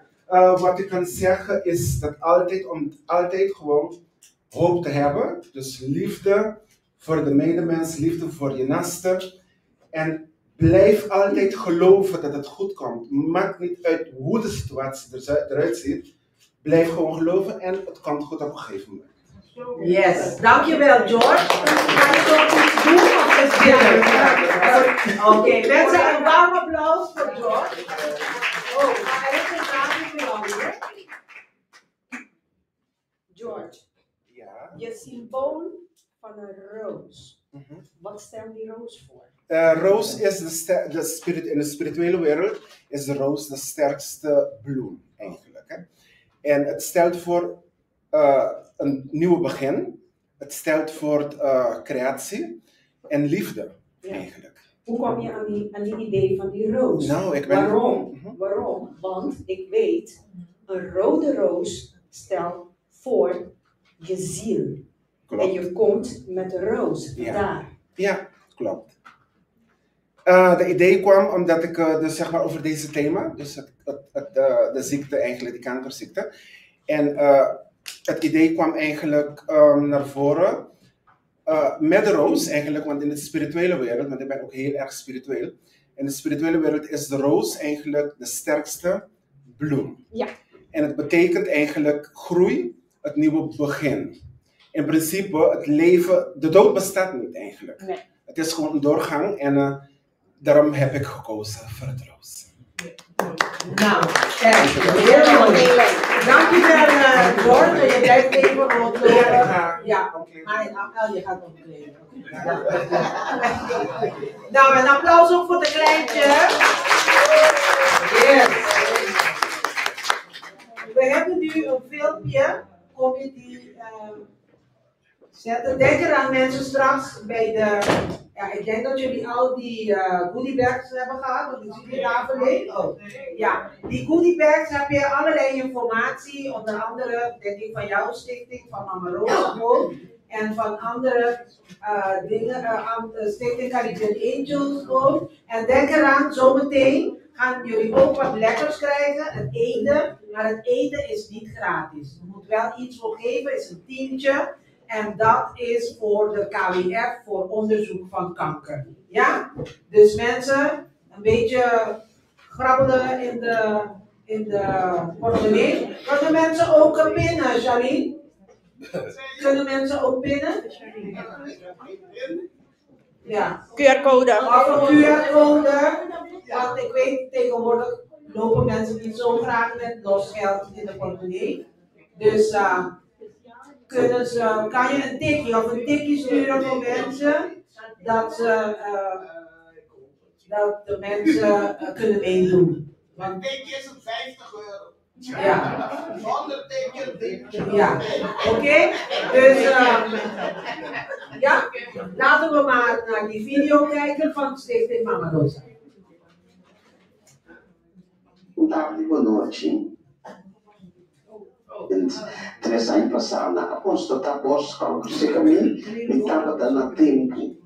Met een piggy bosland, met een hoge bosland, maar we hebben je al de bevolkingsonderzoek door aan de borstkanker, maar zo pai, não queda sem pai humana. Me estima moço, e satana, que você não sente algo que coita salva a vida, corta para ter família. Por favor, pai dokter, dank.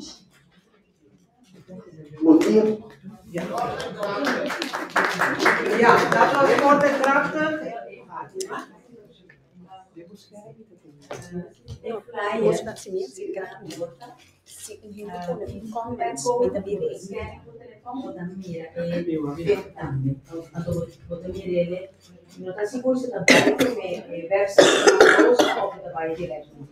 Pero está arriba YouTube sowieso. Oh, mensen, denk eraan dat er zo'n banner buiten is met een QR-code van Stichting Mama Rosa. Kan je die QR-code scannen en dan kan je onder andere dit filmpje zien, maar die staat ook op YouTube. Dus dat staat bij, even kijken waar het staat. Oh, het staat bij Charlene Vertelt. Dat is makkelijk om te vinden op YouTube. En denk eraan de QR-code op de banner buiten scannen en dan kan je meteen in de website van Stichting Mama Rosa. Ja? Duidelijk?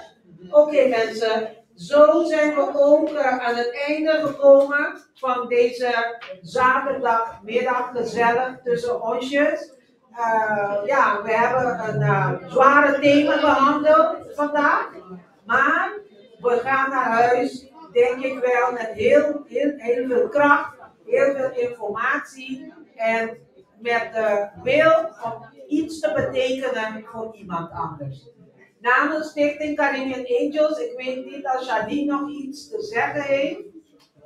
Ik wil, om te beginnen wil ik jullie allemaal bedanken voor jullie komst. Bedankt. En ik wil jullie erop attenderen. We gaan met 2 groepen in zee. Dat is Mama Rosa en Centrum Marieke. Graag googelen, word lid. We gaan ook, ik geloof, de 13e november hebben we een happening bij Stichting Marieke. Denk eraan, Google en of jullie kunnen mij bellen en graag komen. Ik wil nog iets anders zeggen. 10-10 heeft de Stichting Caribbean Angels een toneeluitvoering. Dat is wel in het papiermens.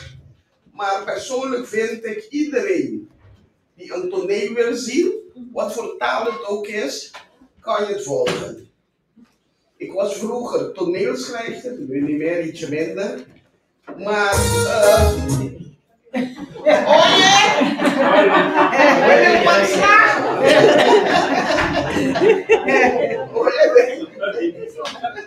Je was toneelschrijver. Al gelukje. Je was toneelschrijver. Zei niks meer.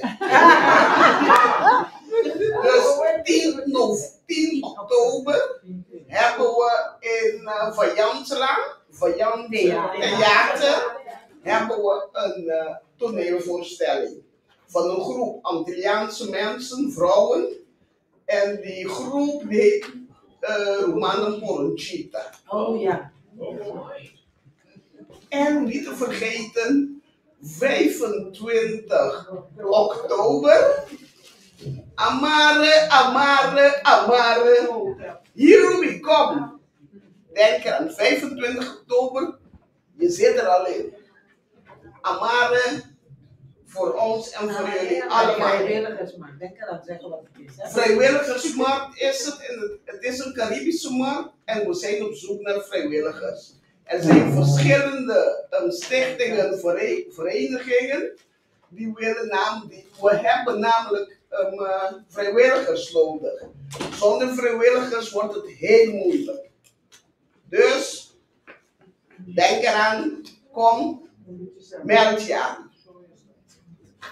Bedankt. En wat Charlene vergeten is te zeggen, dat de ingang naar Amare voor dit activiteit vrij is. Dus het is gratis. En daar krijg je verschillende organisaties, verschillende stichtingen die naar vrijwilligers op zoek zijn. Dus als je zegt van, hé, dit past bij mij of die stichting past bij mij, hier kan ik me nuttig voelen of ik ken iemand die hier iets voor kan betekenen. Breng mensen mee. Er is heel veel goede sfeer. Er zijn artiesten. Er zijn andere dingen ook te kopen.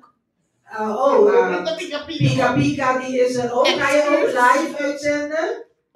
korte live. Oh, oké. Pika Pika, ben je daar met een stand of zo? Ja, met mijn pika's. Oh, met mijn peper. Oké, met haar peper die ze maakt. Dus er zijn ook dingen om te kopen. Handenarbeid. Je weet van alles en nog wat je bij zo'n markt, het is eigenlijk een markt, een Caribische vrijwilligersmarkt. Maar het zijn niet alleen Caribische organisaties die erbij zijn, maar er zijn ook andere Nederlandse organisaties. En jij bent ook van harte welkom. Breng je familie mee. Amar is heel gezellig. En dan kan je daar zitten, van de shows genieten. Vorig jaar was het een feestje, mensen. Dus dit jaar gaat het weer een feestje worden. Ik ben er ook. Dus ik wil jullie graag zien. Oké? Vorig jaar 1500 man. Schoon aan de haak. Dit jaar 2000. Is zo. Ja, zo gaat het. Vanaf hoe laat tot hoe laat? De tijd is vanaf, hoe laat alweer? Vanaf 12 tot 5. Dus het is op een zaterdag.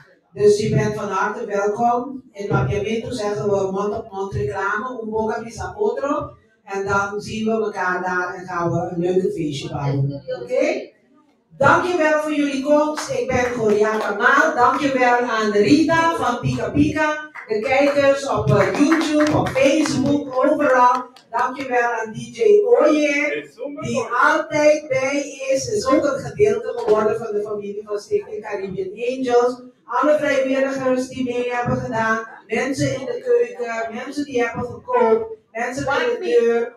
Curaçao-huis, het kabinet van Curaçao, de minister. Iedereen die hier aan heeft meegedaan. Alle vrijwilligers die vandaag ook hier hebben gestaan en een zegje hebben gedaan. Mensen hartelijk bedankt. Ik wens jullie allemaal een fijne dag verder. Doe voorzichtig en luister naar je lichaam. Tot ziens. Is van jou. Mensen kunnen dansen nu, Nieltje. Sonang sinekino sa ating atarte mas gezellig, hopi informativo, hopi educativo, bonoke pero hanya boto hanya bukne, ang kung deal ne, nos kera la kamera, no tapara, so situations ne. Bij deze, mi kera yama ko sa masyadanki, mayang anochi, pitar di ocho, kita, mira, poso, at pika yacho.